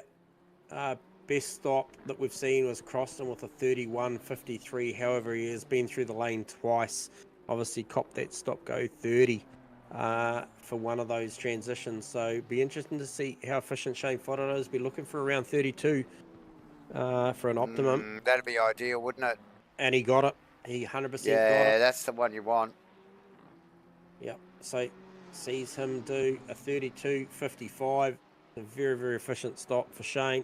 We'll see him really, without any mistakes, go and cement what will be a good third position. It'll be a good podium tonight. Who did get a stop go? I just saw someone cop a stop go, and it was Matty Clark. That's going to pull him out of a battle with HENDO and Burley. No. It's the 1% of things, mate, that can change the course of a race, and that will be a hard one to come back from. He has ended up going to be battling for 17th and 18th with Steve Croston after that, I believe.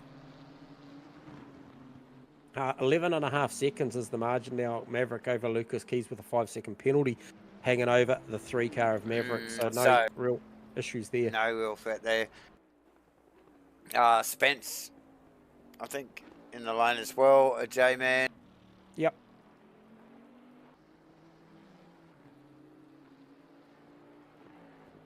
So we'll get a read on Spence's stationary time, because he's in a very, very good top 5 fight here tonight, top 4 actually.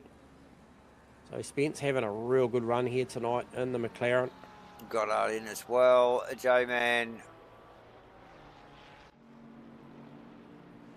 So a 32-second stop for Spence. Could be good for him here.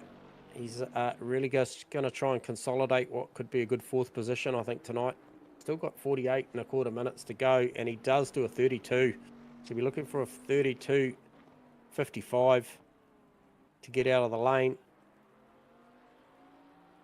And he gets a 32.56. A little bit slower on the entry than Shane Fodderdo. The transition time, just 1 second the difference.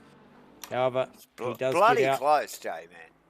Yeah, he does get out ahead, more importantly, of Webley. So that is what you'd see if the running stays the same. Fodderdo provisionally post pit stops third, Spence fourth, Webley fifth. Perkins and Clark also in the pit lane at J-Man. So Clark's one to watch. 30, stop go 30 for Clark. So Ooh, that's okay, the of course. second transit.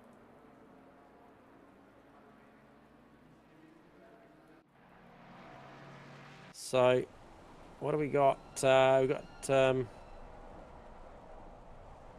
okay, just trying to get a read on Maverick's times at the moment. So out there last lap round 41.5. It's the lap time of Lucas Keys that's fallen away, 43.1 last lap round. So that car is really struggling in these conditions at the moment. I mean, Pete Dawson in provisional third at the moment, 42.8, 42.6 for Bewley.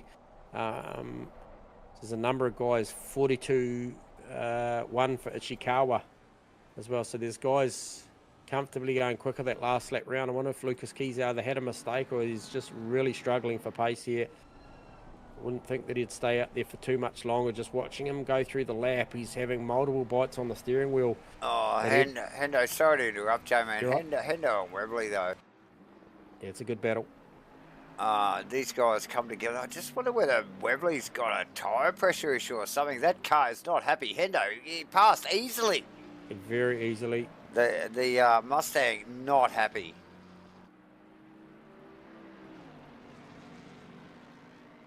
I want to get a read. 5-second penalty for car 33. So that is Perkins. So that'll be for the incident that you saw earlier with Jonathan Warren, I believe. Oh, for sure, J-Man. Webley struggling. Hendo on the move. Hendo in 10th. There's still a few guys to pit still. Mav, Keys, Dawson, Bewley, Firth, Ichikawa and Rowe in front of Hendo. So just watch that space there. It's back-to-back 43s for Lucas Keys. Just banked another 43-2. So that car got absolutely no pace, and he's looking for a strategy here. And if he's not reading the weather app like we are, don't think it's going to come. Is he trying to stay out there long enough to see the weather clear up and go for a slick home? It doesn't look like it's going to come. Maverick's still out there banking 41. Is he just waiting for Mav to pit? Well, the margin's out to 15 seconds. So he may know something we don't, and it wouldn't surprise me. He's a pretty good operator. Seen him time and time again go out there and grab the big W. But yeah, look, just losing that momentum though at the moment, isn't it, J-Man? Spence and Rowe. Rowe in the lane. Oh, Rowe in the lane, should I say? As well as Fackery. So Matty Clark on Lee Perkins now. So Perkins with a 5-second hanging over him, and he's already made his stop. So what will that mean? It's probably with a transition time of still, if I can do some quick calculations, it's probably still a 30-something, 25, 30-something stop with that 5-second in there. So it's going to take him out of that battle. And Lucas Keys in the lane. Needed to get that done. No surprise there as Dawson also rolls in, J-Man. But, yeah, look, we could see Keys literally just bleeding time, couldn't we? Yep. Over the last 10 minutes or 15 minutes or so. Little over 43 minutes yet to run in this race. Rainlight Racing's 2024 GT3 Series 7. It's round 8 at Zandvoort here tonight, ladies. A very wet Zandvoort, mind you, as well. Proudly brought to you by the good people at Rainlight Racing. As always, SIMBLACKS on board, CROSSCUT Woodworks, Carpentry and Joinery, Crossy 43, HENDO 31, and True to Life Racing Designs involved as always. MATCHFIT Entertainment broadcasting to you live. Hit the like and subscribe, ladies and gentlemen. Fido on Sorry, the move. Davo. Sorry, Yes, didn't mean to you interrupt go. you there. I You just go. was getting a little bit excited. Lucas Keys with a 37 stationary and a minute outright sees Fido close that gap massively. Oh, you can see it on screen there, actually, J-Man.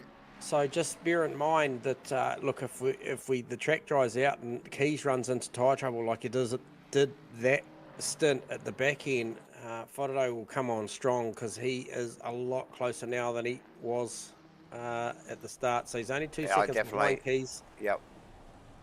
So it'll be one to watch just to see what the pace. I'm sure Lucas with the fresh set of wets on will be good.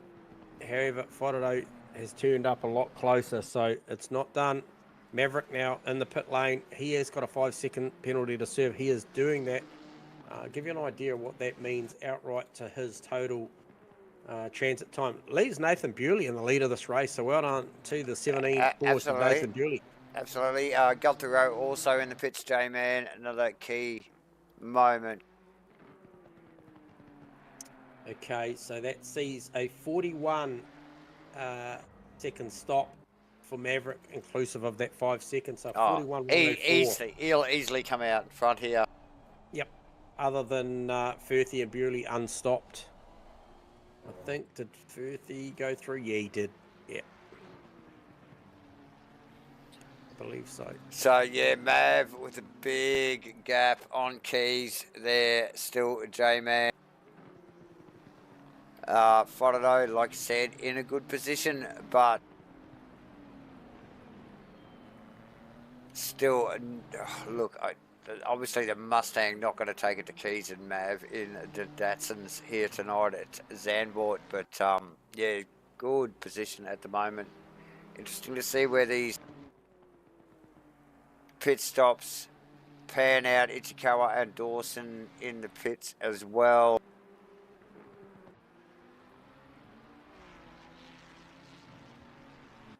Yeah, so Bewley with a very, very good opening stint to this race, pushing that tyre really, really hard through past the halfway phase of this race, pulls the car up into pit lane now, comes in nice and hot. Can he arrest the speed? Oh, perilously close. It was very, very close. I hope he's on the back end of a 30 there, because that was very hot into the lane. Yeah, potentially appearing damaged there, Craig. He was on the jacks for what deemed to be 37 seconds, so a good 5 seconds longer than an optimum stop, which we've seen Lucas make many accurate stops before. So good call out there from Elvis on potential damage there. So fitting, maybe that was warranted the 5 seconds then for Maverick. However, he has done enough out on track at the moment. Oh, definitely. Bewley in the pits, J-Man. Yeah, we'll get a read on his stationary. So perfect stop for Bewley, 32 seconds. That's the number. So that's going to keep him out in front, importantly, of Hendo, Webley, and no pressure from Clark, because as we mentioned, Clark had to make a stop, go 30. So it's more importantly, it's the Hendo-Webley battle that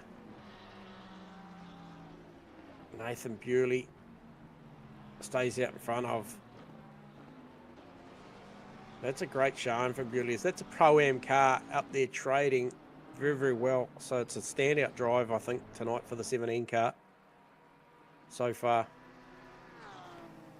Oh, definitely, J-Man, as I think is the Ichikawa Porsche as well. Both those guys are pretty new to the series and to Rainlight Racing, really doing an outstanding job, in which is not the nicest car to drive on a lot of these tracks. The Porsche doesn't get a lot of love. So, yeah, good work from both those guys. There is still one yet to pit, J-Man. Who is that man? Who would you expect? None other than Nick Firth, mate, and he's just rounding up Goddard, which probably would have been getting blue flags there. So, not sure if Craig McConnell, if his ears are tuning into the broadcast, and whether he can shed any light on the speculation we had earlier on the on the Webley car. Doesn't look like there was any penalty come out of that, and whether he can shed a little bit of light on how those matters are handled, or whether that's something that we aren't up for discussion. But it was an interesting one, and Webley's pressed on, and he's doing a great job. P8 at the moment. So Maverick, that's settled down now. We saw that out to what did I say, Davo, 15 seconds, something like that? Yep. And that stabilised at about 9.7 to 10 seconds. Yep, definitely. Nick Firth, the only unpitted car out on track. We have eyes on him at the moment. I would suspect we would see that car rolling into the pit lane either at the end of this lap or the next couple. So Webley's about to answer your questions of what was wrong with that car, because he is back in the lane, Davo. So something not right. Go. Maybe he bolted on the set of practice tyres or something went wrong there. If we can grab a quick word, he'll be a bit frustrated, but so nonetheless. The Webley Mustang back in the pit lane. We'll grab a quick word, Davo. Sorry. Warts and all is the show at MATCHFIT Entertainment. Sorry, Webley. We'll grab you in the high moments. We'll grab you in the low moments as well. What's the problem, mate? Did you bolt on a set of tyres that was pre-used? Or? No, we're not slicks by accident. I do no. see the graphic. Dry one. Unfortunate, buddy. Yeah. All right, mate. Head down. Bolt some wets on. Plenty of rain to come by the look of it, mate. So see what you can make of the back end of this one. Thanks, Brandon.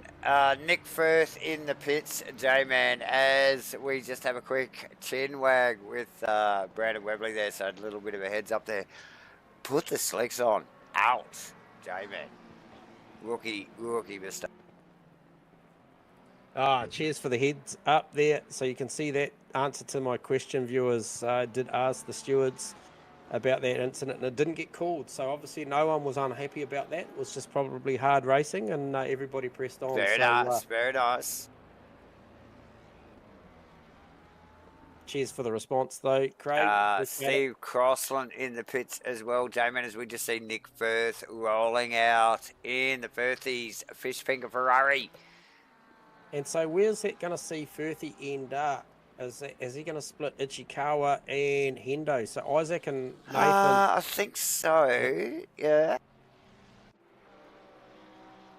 Righto. So that's a good recovery from Firthy after an early incident. He has just really ground his way back up inside the 10. Yeah, so a little bit of a gap on Ichikawa. Not a hell of a lot, but I think Hendo actually with a pretty healthy gap in front of Firthy there, so... 41-2 last lap round for Maverick. Just caught up to Goddard. Just coming back past Crossland there. Lucas Keys with the 41-0. So a couple of tenths, the difference.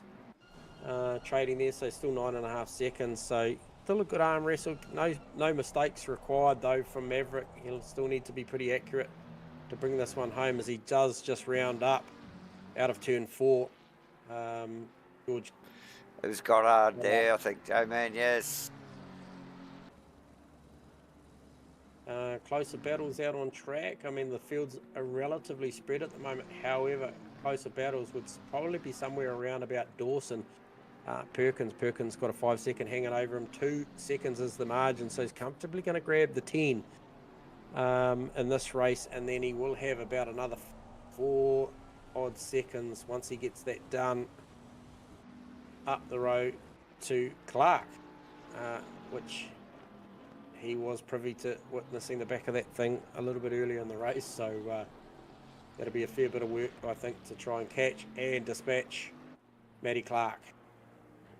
Well, he's got Perkins to get through first, J-Man, in the Ferrari there. So Dawson got his work cut out for him. Perkins, like you mentioned, these guys sort of pretty evenly spaced, still working hard. Yes, I think this lap here, obviously looking for a few little things at the moment, obviously with the spread field, but that lap potentially Maverick just been bottled up behind George Goddard there, a little bit shy off the pace, probably by around about 8 tenths. So 41.8 plays a 40.9, so nearly a second difference there. And you can see it on the totem there.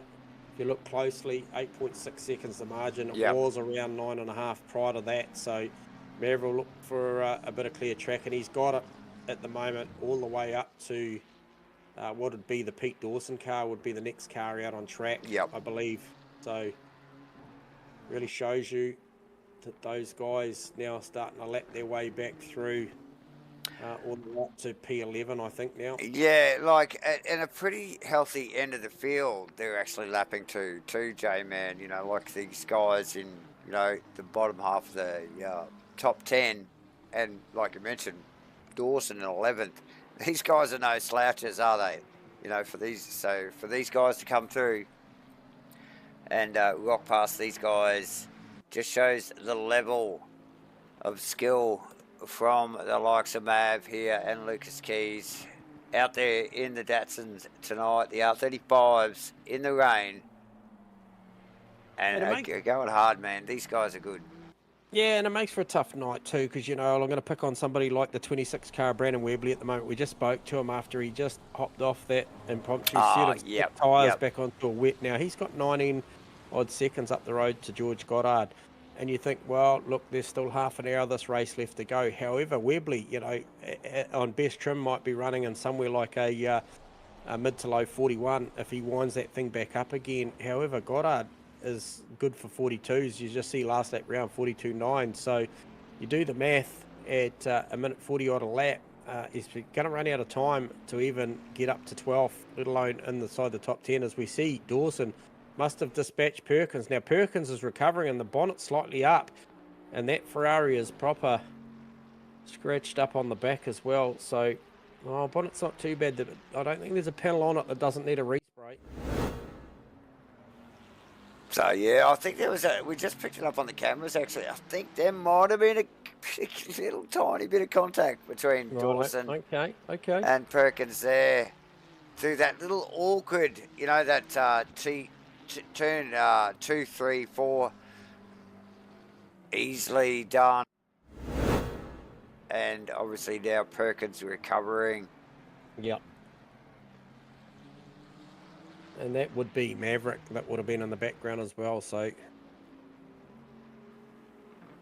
just sneaking on past now in between those two guys. Perkins. So look, these Mav, you know, like lapping 10, 11th there now, J-Man. Yeah, look, and he's got that to deal with, and just remember the ever-presence of Lucas Keys. It's 8 seconds further back, and just slightly better each lap. There was another half a second or nearby it that last lap round.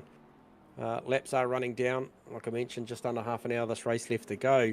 But, you know, Keys is coming onto the front straight, and you can see Maverick braking into turn 1 now. So he's got a visual in certain parts of the racetrack. Yep. And, you know, Maverick's having to deal with the blue flags and the lap cars first. And does that make the drivers more alert that if Maverick's coming through, that there's another driver not too far away, so they're a little bit more awake to it? And does it make an easier passage for the second car? Absolutely. Potentially. Absolutely.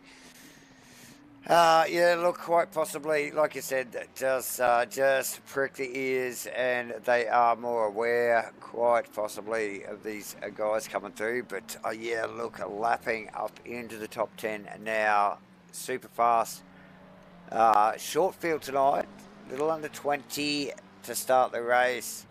Zandvoort here, round 8. In Rainlight Racing's 2024 GT3 Series 7, proudly brought to you by SIMBLACKS, CrossCut Woodworks, Carpentry and Joinery, CrossFit 43, HENDO 31, And True to Life Racing Designs, J-Man, trying conditions, and Spence on camera now, just nailing it through those triple right-handers there after the Parabolica. Holding down 4th position, nice work from Spence, J-Man.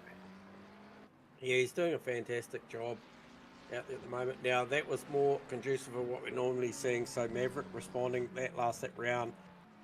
41-1 was the previous one, just as a 41-2, but Lucas Keys was a 41 as well. And so Maverick with a 41-2, Keys with a 41-5. So that's just stabilised a little bit now that Maverick had a little bit of fresh air, and just looking to see, he will have the 54 car of Pete Dawson will be the next on track. We mentioned that earlier, so lapping all the way up to 10th if he can get there. Dawson's last lap round was a 42.2, so a second a lap quicker. It won't be too long before he gets there. But Goddard Perkins now. Perkins still got that 5 second hanging over him. He'll race that one right to the end because he has made his pit stop. Yep. Race 5 second penalty that gets issued to that car. So he'll just race what's in front of him at the moment. However, it will be However, I think is that Lucas Keys coming up behind him there. It is, and so Goddard very will be the rapidly. first one to step aside, you would think.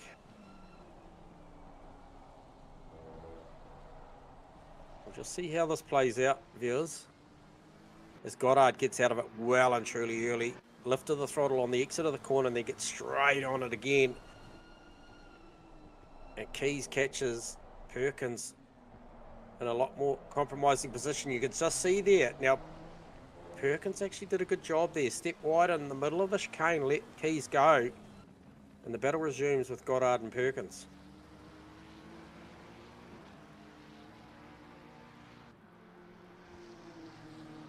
The Maverick crosses the line again for another 41-1. Did Keys get held up? What's the lap time? It's a 41-2, so nothing in it. You could argue that didn't cost him anything. Rain certainly falling, much like what we saw at the start of the race, Davo. Yeah, looking pretty solid, isn't it, the rain? And given the boys are on the wet tyre, and like we talked about this as it started to dry out. He rotates him, he just got up the inside. Oh, no, just slightest of touches here. We'll just pick it up on the replay here. Got a little wheel wide, coming back on the inside there. A lot of respect from the boys there. Addressed immediately. Yeah, look, by these Perkins. guys do this week in, week out. They are good, mate. And they do show each other a lot of respect out there. So, albeit you might see a flash of the headlight here and there, these guys are good mates. It is a good community. The league racing reflects it. Yes, we do see the flash of the headlights every now and then. Yeah. And look at that. Just like that, the battle resumes. Yes, and these guys at it once again. A few little battle scars on both of those cars there. But, yeah, the battle resumes. J-Man, the track looks no drier. So the challenge was really in the middle of the race there when the rain actually slowed off a little bit. These guys all trying to stay out on that wet tyre. And ever heating and wearing wet tyre. And so now probably back in their comfort zone a little bit, aren't they? And enjoying these wet conditions here. Goddard Perkins. Yeah, it's on. Drag race and a braking duel. Can he pull it up? One. Yeah, I think he's going to be able to get that done. Beautiful move. Well set up. Hey, now you mentioned just a little bit earlier you were watching the J Blood McLaren of Tony Spence and the beautiful job he was doing chucking it in down the hill. Now I've just been watching that car of late and watching the lap times. Shane Fodderdo 42.9 last lap round. Tony Spence 41.9. There was a second of difference. He's got it around that 5 seconds. He is definitely seeing the 585 car at multiple sections of the race. He can see it clearly now, can't he? Yeah. So 23 and a half minutes left to go. There's still enough time for Spence to try and mount an attack for the podium, and I feel like he's got the car pace in these conditions. He has got Brandon Webley in between the two, so that'll be a car to contend with the blue flags. But look, he can see him on multiple occasions down the lap, and that'll really give him some incentive just to press on. Car does look good. He looks comfortable at this phase of the race. They've raced for a good 70 minutes or just under. Now they'll be well accustomed to what the car's going to do in certain places, under brakes and certain corners. They've seen these conditions before, they've felt it. And just looking at the way he's riding the curves through the chicane, he looks really, really good. So Spence looks comfortable, doesn't he? He does, and so it'll be going to be interesting to see what the lap times deliver over the next 2 to 3 laps, because this is crunch time now. You look at the distance there, you can see them on the straight. Fodado, Webley, and then Spence. So remembering Webley's out of position, isn't he? He is well down the pack. He is down in P13. So once again, favours Fodado. 42.2 plays a 42.7. So Webley will be very conscious as a front runner, generally a front runner driver, that the Spence car coming up behind him, he will get a blue flag for that, J-Man, and he will get out of that quick smart there. But Spence is going to chase down Webley in the first place before attempting that said moves. Yeah, Fodado in a good position there. But it was only, a lap and a half, 2 laps ago that I called it was 5 seconds. It's now 3.9 to 4. So he is definitely improving on that margin every lap. And you could pick up Warren Baker. Crossy is in the pits. He's been there for a while. So maybe decided to make a cup of tea and call it.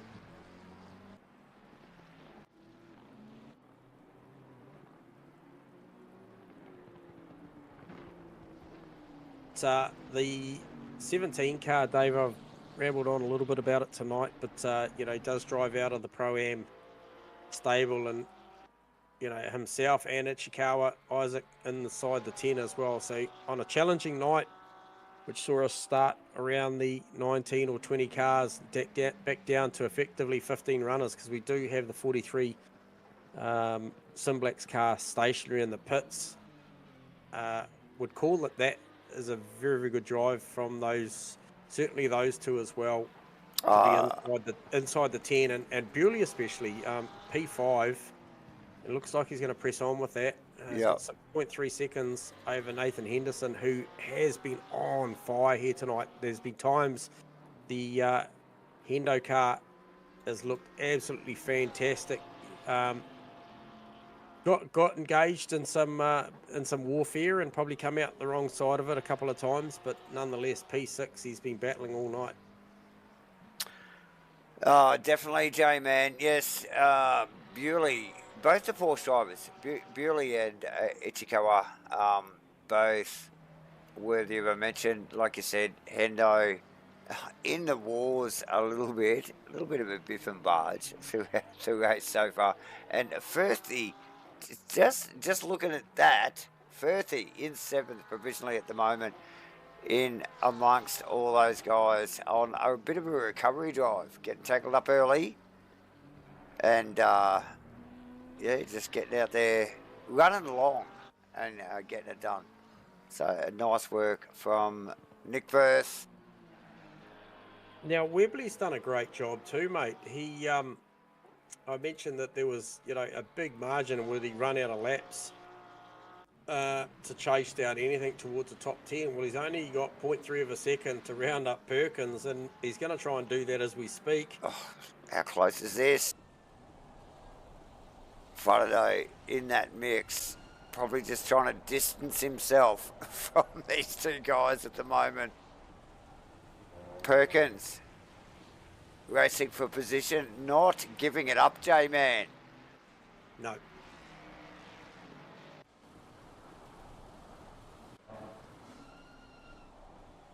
No, and I don't think that crossed Fordo too much either, because looking at the margin, he's still hovering around that 4 seconds ahead of Spence.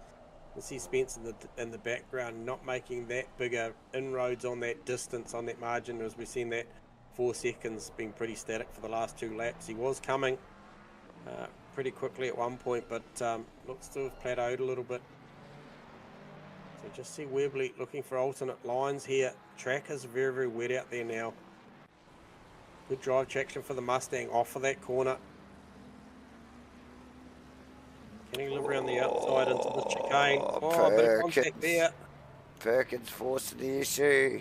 Is this for position? This guy's no mucking around.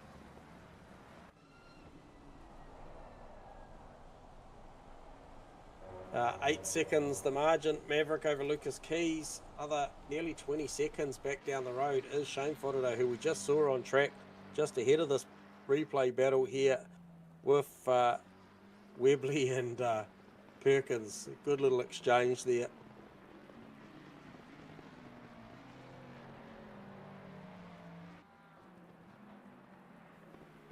Plenty going on, J-Man. Right down to the wire, as we would expect. So that was Perkins stepping aside pretty quickly for Tony Spence. Starting to run down, heading towards the final quarter of an hour in a very wet round 8 here at Zandvoort. Yeah, I think they noticed. It was a bit wet tonight, Yeah. J-Man. I think they've been working pretty hard for it. Actually, some good quality stuff. We haven't seen too many major, Faux pas. into the wall sort of stuff. So that, you know, these guys really skilled at what they're doing all the way through the field too, mind you. So little bit of elbows up, out racing, should I say? But yeah, no big flicko slammo into the wall from anyone. So nice work from these guys, as usual, in trying conditions here tonight. Zandvoort in the rain, mind you.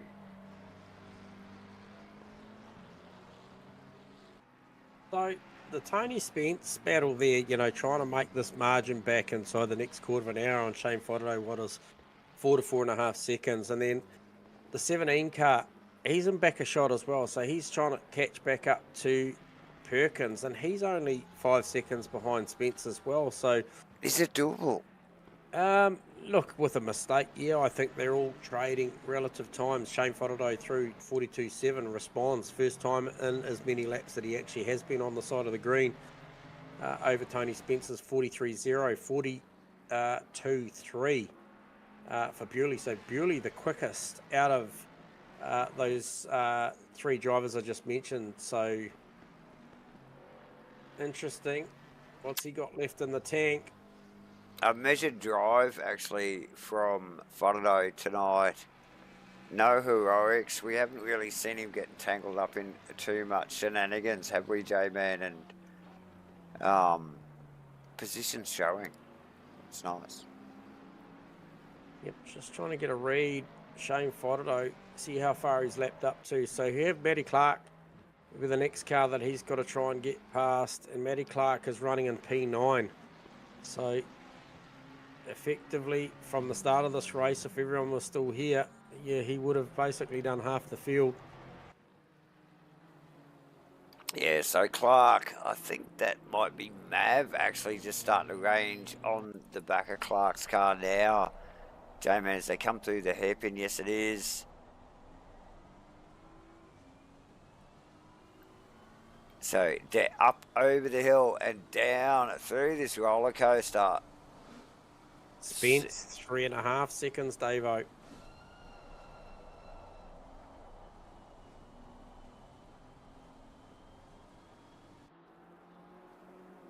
Is there a late sting in the tail for the 420 car and the 585? Is there? potentially.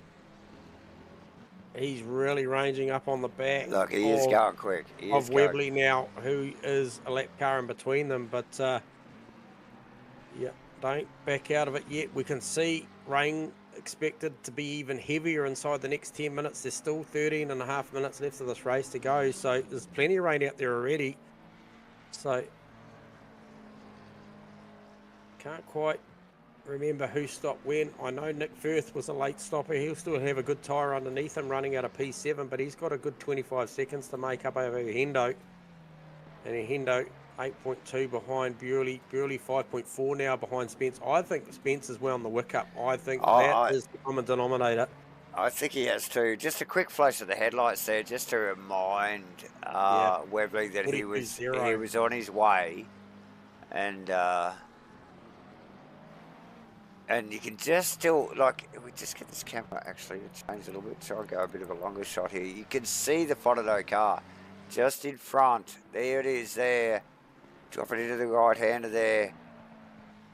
Yep. Yeah, the times tell the tale too. 42.0 last time around for Spence versus Shane's 43.1. So that was the 1.1 second margin that we see him chopped out of it. We'll get a read on this now. Fonado across for a 42.9. Spence across for a 42.2, so still well and truly the better. So 2.5 seconds the margin as they approached into turn 1. Now Webley now with mate, there's 12 minutes penalty. We've got 12 minutes to go here. There's plenty of time for Spence to get on this. Yeah, absolutely. As Webley wags the tail, gets the blue flags already as they come down the roller coaster. 2.7 seconds the margin, and Webley with a 10-second time penalty hanging over him. What does that look like for Perkins? Perkins is 11.9, so he's going to be clear of that. At this point, it'll be post-race, so it's no more than the 10. You don't want to drive through plus 10. But that margin is shrinking. Bit of belief starting to creep in, I think, for maybe Tony Spence, that there's a podium on offer here. Yeah, we'll grab you down there, Craig, if you're cool. We'll grab one of our race stewards. A very important part of what is the race night is obviously the admin and everything that gets to make this show happen. But more importantly as well, to keep everything all fair and love and war is our race stewards, and we have one of them with us at the moment. Craig, you got us on comms live, mate? I see your mic muted. Maybe you can have a quick chat with us. I do, yep. Yeah, hey mate, Cool. just give us a bit of an insight to what goes on in the night. And obviously I was a little bit of verbal chat heading towards your way and you responded via text, but give us an insight maybe to something like we've just seen come up. Brandon Webley's just copped a 10-second penalty. You want to give us an insight and the viewers to how that works? Yeah, so the way that one works is I missed it. I heard it on your stream, but no one called it out. So we leave it up to the drivers. If they're involved in an incident, it's up to them to call it if they deem it worthy of being looked at. So in that instance, it was HENDO and Webley. So I was reviewing another incident. So I was looking at the incident between Mav and Lucas, because that was on lap 9. And that was called? And that was called through our Discord comms, and so I've got my head down. I'm looking over the replays and stuff like that. But the HENDO and Webley incident, it was typed in the text chat. So I don't know if you can bring it up on your screen, but you'll see he's just put his number there. And Crosby actually brought it up to me in his stream. He's like, "Oh, did you get the one between Webley and HENDO?" I was like, no, I didn't even hear it. And because I'm looking at replays, I don't see what's going on in the text chat. So, but then the way that I look at the incidents is, so the Webley and Maverick one, I sit there and I review it, and I go on the previous laps as well. So I check out all their braking points and everything like that, and sort of have a look at it and see if the driver in front's been consistent or whether he's brake checked them or done something like that. So. Yep. And so the warrant around 5 seconds for Maverick, that was due to a redress, was it, on track? Well, we have our own set of what we deem, I'll grab it for you quickly. It's in our season 7 chat, and I've got it. While you're here. looking for that, I'll just give the viewers just hang in there, Craig. I'll give the viewers an update, and I'm sure Davo's tuned into it too. Shane Fodorno currently been held up by what would be a back marker with blue flags, Brandon Webley. And I tell you what, that is buying well into this battle that we've been commentating on with what is Tony Spence now, 1.4 seconds the margin, and he is coming on strong at the back end of this. So we'll just cut back to Craig and just give us an insight to that detail that he's just bringing up. So we have our rules, and if an incident causes a position loss, well then it's a time penalty. We also have to try and factor in damage. So if someone gets serious damage to their car or whatever, if it's a little shunt and there's something like a redress, like what happened between Mav and Keys, then we'd probably put that down to a racing incident. But it was a significant enough hit that it caused damage. Well, I believe it caused damage. Yeah, we probably saw that in the pit lane. Yep. Yeah, and so for me, it warranted the penalty. And so it is kind of just a case-by-case basis. And as the attacking driver, it's your responsibility to make the pass clean. And like, we want to encourage good racing. Yeah, well, you're certainly getting it. You're certainly getting it. Look, we'll cut away, Craig, I think, because we've got battles starting to form, mate, and your eyes might have to be fixated as hard as ours on to see how this one plays out at the back end, buddy. But hey, look, hopefully not, but yeah. Ourselves, and I'm pretty sure the drivers and everybody watching do really appreciate the time and energy that you guys take off the track to put in to make sure things are all run fair and well, mate. So we really appreciate you, Craig. Thank you and your team. Yeah, no worries. Cheers, mate. Cool. Craig McConnell, everyone. J-Man, the battle ensuring Tony Spence and Shane Fodorno. How many minutes have we got to go? A little under 6.5. And this is not going to go away. Spence, he's looked hot for the last 10 minutes, and it's really starting to show here. They've dispatched Webley there in the process. I don't want to undersell Fodorno by any means, because we know he's an astute racer. However, that lap behind Webley there was quite significant in what will shape up to be the final 4 laps to this race based on Maverick's position. He is just started a lap, so yeah. But Spence well in the hunt now, and look, we already see through the final 20 minutes that car has had the upper hand to the tune of, I guess, a half a second a lap in clear space per lap, I think, and then obviously there's been a second to 1.1 seconds given traffic that's played into it as well. So look, the battle's on. We're going to see how it shapes up over the next just under 5.5 minutes, Davo, and 1 second the margin. 1 second. You don't even need the timing at the moment. You can see it visually there. These guys extremely close. Wide here. 90 minutes of pouring rain here at Zandvoort here tonight for Rainlight Racing's 2024 GT3 Series 7 Round 8. As Fodorno holds off Spence right down to the wire here. Under 5 minutes to go. Oh, Spence a little loose coming through the right hand down the hill. He was just a little bit loose, a little bit missed the apex there to the next right by about a half a car length. Pushing hard. Really different lines coming into this next one. Shane looked like he had the optimal line through there, made a little bit of margin. So strengths and weaknesses, maybe I think Spence's car looked good through turn 1 up to turn 4, and then out of 4 all the way down to around about turn 8. It favours the Mustang. Got some good flow on. It does. Look, and you just see it, particularly in some of these camera shots here. The Mustang really likes to work off the back of the car here. You could see Shane picking up the throttle early, getting a little bit of sideways and really drifting that car into a position where he can get that straight run out of it, get the drive. The final corner for Shane. And again, wriggly as hell. Frodo deals with it. Spence. The McLaren's. McLaren's all about turning. Frodo all about exit speed. I thought he'd missed the brake mark. He closed Hey, so quick. into one. Oh, 4 car lengths, J-Man. Easily.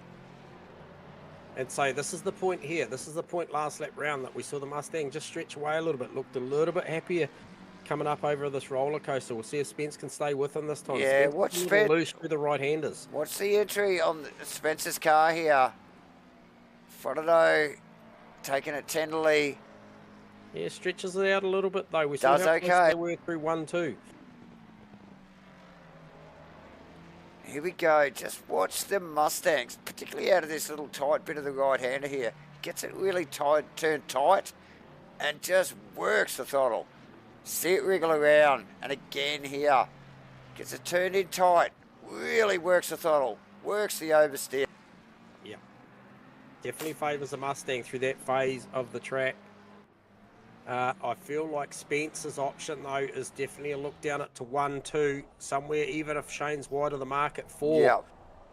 However, he have a hell of a job trying to hold him back down the bottom of the hill after those sequence of right-handers, because that Mustang does look fantastic down here. But look at the margin here as they come out of this final turn. Look, he's probably got 5 or 6 car lengths.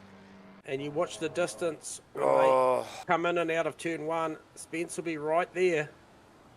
And Frodo getting a very clean exit that time. Really focused to get that Mustang sorted out. Guns deep. Yeah.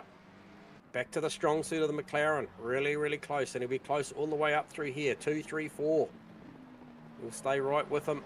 Car looks really, really good through that right-hander. McLaren definitely tidy through this first sector. Just round up. Jonathan Warren there. Once again, this is the option for Shane here, just to really just do what he does through the sector of the racetrack. The car looks so settled.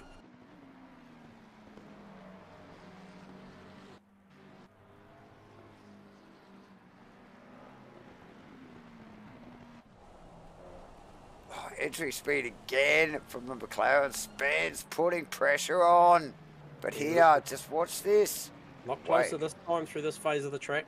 Can he hook up with the Mustang here? Yeah, and look, they'll only get this one and this next one to do, because Maverick has started the final lap some 9 seconds ahead of Lucas Speeds. Here we go. Spence closer this lap. Davo picks up a fair bit of curb there. Yeah, that'll affect his run out of there, out of the left-hander. Not a hell of a lot, but it's these micro sectors, J-Man. Look at the background. Look at that. That's Nathan Burley and Nathan Henderson, both just in the background. You can see the Porsche and the big Bentley in the background. Frodo. Spence, Frodo deep again. Is he going to cover this overlap? Yeah, McConnell called it. He'd have a look down the inside. He certainly did. Look, the more these guys battle, the more that it gives a chance for Burley and Hendo to have a look. It is the final lap. Maverick is on his way home. He's only got the chicane and then the final 2 corners to negotiate.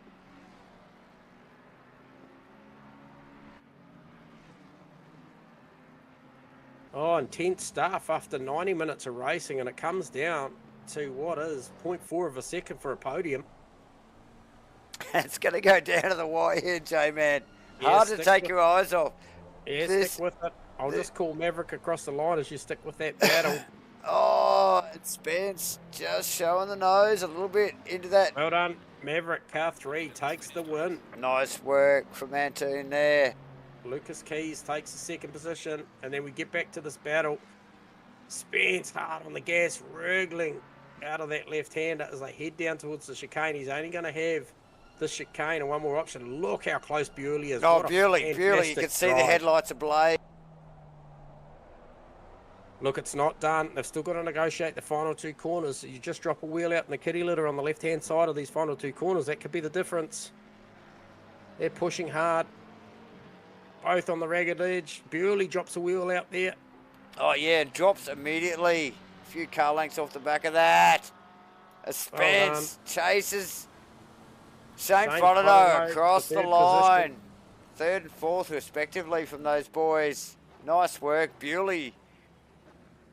And look, we lost Hendo off the back of that battle late in the piece there too. He wasn't that far off, I didn't think, off of Bewley, but we lost him off the back. He's just come across for fifth, so great driving.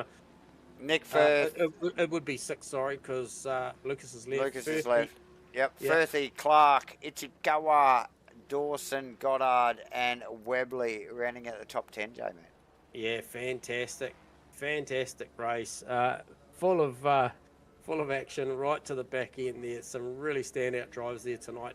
First and foremost, Maverick really stepping up in the DATs and taking it to Lucas Keys, which not many have done this season. If you look at the stats, he's been quite victorious, but it was Maverick's night tonight. I don't think he was going to be denied of that one. Looked very, very dominant. Got the pass done. Did it with a 5 penalty too. So well done to Mav over Lucas, over Shane Frontado for the podium. And I think that will probably cue our first interview, Davo. Yes, it does. See a few of the guys coming through, Ken Worcester coming through. Crossy will round out the final of the runners. But we will grab Shane Frontado down. And massive pressure at the back end of that race there, Shane Frontado. You got us on comms? Hey, guys. Whew, mate, amazing first sector. You really closed the margin on Lucas Keys post pit stops, mate. You would have seen that he wasn't that far up the road. I think 1.8 to 2 seconds up the road after the pit stop. So you did a fantastic job in the opening stanza, and then consolidated that. But big battle on your hands at the end, Shana. Yeah, I was going to end up in that same battle mid-race because Tony was catching me pretty quick. My tyres were done. They were too hot because it dried out a bit. Pitted, and then I was quick again, and then at the end my pressures were too low, so couldn't win. Okay. Well, look, it was a fantastic race, mate. We just picked up on the strengths of each car on the back end of that battle that was shaping up, and man, the saving grace for you was how solid that Mustang was with the drive traction out of turn 4 and then all the way down over the roller coaster down to that final right-hander. The car looks super, super solid.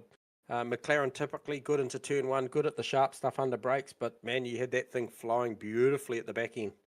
Yeah, it was real comfortable. It was a nice setup. It was actually just my dry setup.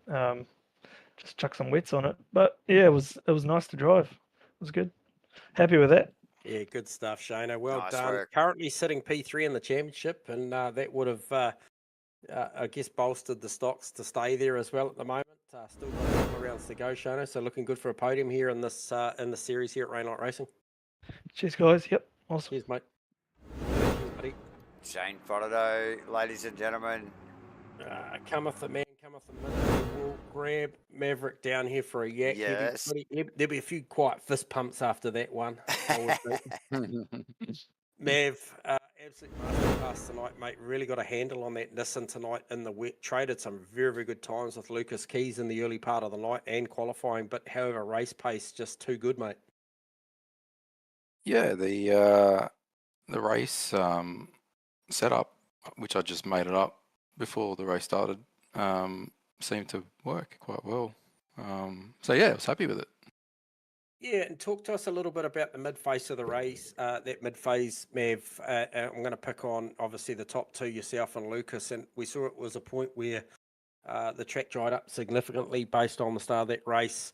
Tyre pressures would have been going through the roof, temps would have been high. However, you still managed to just keep banking those 41s when we saw Lucas fall out to about low 143s at times, and that. Just talk to us about where the car and the tyre was at that phase of the race, because I think that was critical to the victory tonight as well. Well, I think the trick was not to look at the tyre temps because I could see them in my core of my eye and they were all red. So I just ignored them and kept driving. Just and drive it. I think the tyres kind of turned into somewhat like intermediates or slicks. So it wasn't too bad for grip. It was just overheating, but I didn't care. I thought, I'm going to come in a minute and throw him away anyway. So Yep. I wasn't sure what Lucas's story was. I think in the first phase he was a bit slower. Second phase he was a bit quicker. Maybe he, I don't know, had a full tank or something, but we'll never know. We will never know because he doesn't turn up for a driver interview. So I think we've got to all chip in and get him a mic. Yeah. Hey, look, nonetheless, it was a fantastic race, and I think there was a couple of integral moments, and it was interesting. There's a lot of deliberation, obviously, from the steward's box with certain things. We did see you do a redress on track, and then we did see you cop a 5-second. However, even at that point there, I think we looked out and we were like, look, he's 6.5 in front and building. And then, like I mentioned, it was that mid phase, I think, which was critical. There was a point of that race where I think we looked at a number of drivers that decided to go for the option tyre back on the wet at that time when the rain was about to start falling again in 10 minutes. And I think that was critical. And I think you guys play it very, very well, the way you read it on the night, on the fly. Very impressed the fact that you actually went out there and just felt the car rather than looking at the numbers and probably got suckered into making some sort of other strategy, Mavs. So it's awesome to see you back on the top. We were just mentioning stats wise, there's been none to take it to Lucas this season. But when he's out there on the form, so it was great to see a great battle, and a lot of respect out there, mate, and well done to you. Yeah, thanks, fellas. Appreciate it. Cheers. Awesome, mate. Awesome. Cheers. See That you is guys. Maverick out of first position here tonight. Fantastically. Now, there is a guy that I wanted to talk to. Yes. If I can find him. Okay, there's a Sneak couple. him down here. Is there a couple? Yeah. So I'm not sure if this is the right guy. Just have a look. Hopefully it is. We'll grab this guy down, and Nate, you on comms, mate? Can you give us a bit of a couple of minutes of your time, if you can just flick the mic on and have a quick chat if you're around? Maybe. Hello? Yeah, is that Mr. Bewley? Hello? G'day, is that Nate? Yeah, that's me. That's Nate. G'day, mate. Hey, welcome. You're live in the comms box, mate. And look, worthy of a quick pump up your tyres, mate, because racing out of the Pro-Am class, what a fantastic drive tonight up there, and really hounding for what could have been a position late in the piece, mate. That's a standout drive. You've got to be pumped with that one. Yeah, it was a very good race. I had a bit of contact at the chicane very early on, and Woodcourt had a little bit of damage, but other than that, yeah, the car just seemed to kept on getting better and better as the stint went on, and I felt like at the end of stint, I was just catching people. Yeah, we thought we picked up on a couple of things tonight, mate, and like straight away we saw those Porsches, both the Porsches out there tonight. I think yourself and Isaac doing a good job. I think those conditions potentially at the hands of you two looked very, very good in that Pro-Am class to really hook a lap in, and you got a couple of good laps in nice and early. And then I think the other thing we picked up on as well was the timing of the tyre change was very, very accurate. From, I think there was probably 3 or 4 of you in the field tonight that opted for your mandatory pit stop right at that phase where we were going to see the rain start falling again. So you managed that tyre through the dry phase and then bolted it on. I thought that was a good call from you guys. Yeah, it was, because during the first stint, it started to drive a bit, and the tyres were absolutely roasting, and I was thinking, rain some more, and I could see that it was going to get a bit heavier, and I was like, if I just stay out, maybe I can play this for a bit of an advantage, and yeah, it just seemed to work. So what goes through your head, Nate, at the back end of that race when you got 2 laps to go and you really start closing down on the back of Potato and Spence, mate? And then especially with the laps, or half a lap to go, you're right in it, mate. And then obviously dropped. I think it was HENDO might have fallen off the back a little bit. So you were just the guy applying the pressure that with the eyes like dinner plates at that point, mate, or what? Yeah, they were, and I was seeing that I only had a couple of laps left, and I had some extra fuel, so I changed it from the race fuel to the qualifying mode, and I was like, well, I'll give it as much as I can, and get as close as I can, and if they have a collision, make a mistake or something, you know, I might be able to get through. But yeah, it was enjoyable to watch. Right, you Yeah, know, well, it's good to have a front row seat of stuff. well, Yep. that's really cool to hear. It's the stuff that we don't get to see and hear. Obviously, we are privy to that information on your dash. I didn't see you change the ECU map to a little bit more fuel in. So well played, mate. And look, worthy of a quick chat, mate. Yeah, very impressed with the drive. I think that's a standout one. Obviously, new to us, your name and to the series, and yeah, really got some attention tonight, mate, because that was an outstanding drive. So well done. Oh, thank you guys. Yeah, thanks for the stream and all that. You know, you guys do a killer job. So yeah. I appreciate it, mate. Thank you very much, man, and No problem. enjoy that one. Good luck trying to go to sleep. Yeah. All right, Thanks. that Okay. is Nate Bewley. Thanks, mate. Thanks, Nate. Yeah, so a top 5 drive is a really Oh, really great result. totally, mate. And yeah, in trying conditions, and yeah, some ups and downs. And like Nate was just saying, you know, like that timing on those tyres was critical, wasn't it? You picked it. Yep. And yeah, the guys that left it that little bit longer and waited for the rain to come back before hitting the fresh set of wets was perfect. J-Man, great race again tonight here at Zandvoort, Yeah, my fantastic. friend. Thanks Yeah, for cheers to the viewers. Cheers to yourself, Davo. I'll Yep. let you wrap the show up, and I'll just quietly slip on out. You just moonwalk back into the bushes like Homer Simpson. There, J-Man. And look, yes, thank you, viewers, again for joining us here for Rainlight Racing's 2024 GT3 series. That was round 8, and it was in the pissing rain at Zandvoort. Awesome stuff. Good to see. We got to thank SIMBLACKS. We got to thank CROSSCUT Woodworks, Carpentry and Joinery, Crossy 43, HENDO, True to Life Racing Designs. All the relevant links and website addresses are in the description. Get over to Rainlight Racing. Their Discord link is in the description as well. Get over there, get amongst it. If you missed out on this series, 2025, plenty going on. So get over there, get hooked up, guys. That's a wrap for tonight. Thanks, J-Man, and thanks, Rainlight Racing. We will see you all next week. Laguna Seca, 60 minutes. It's going to be awesome.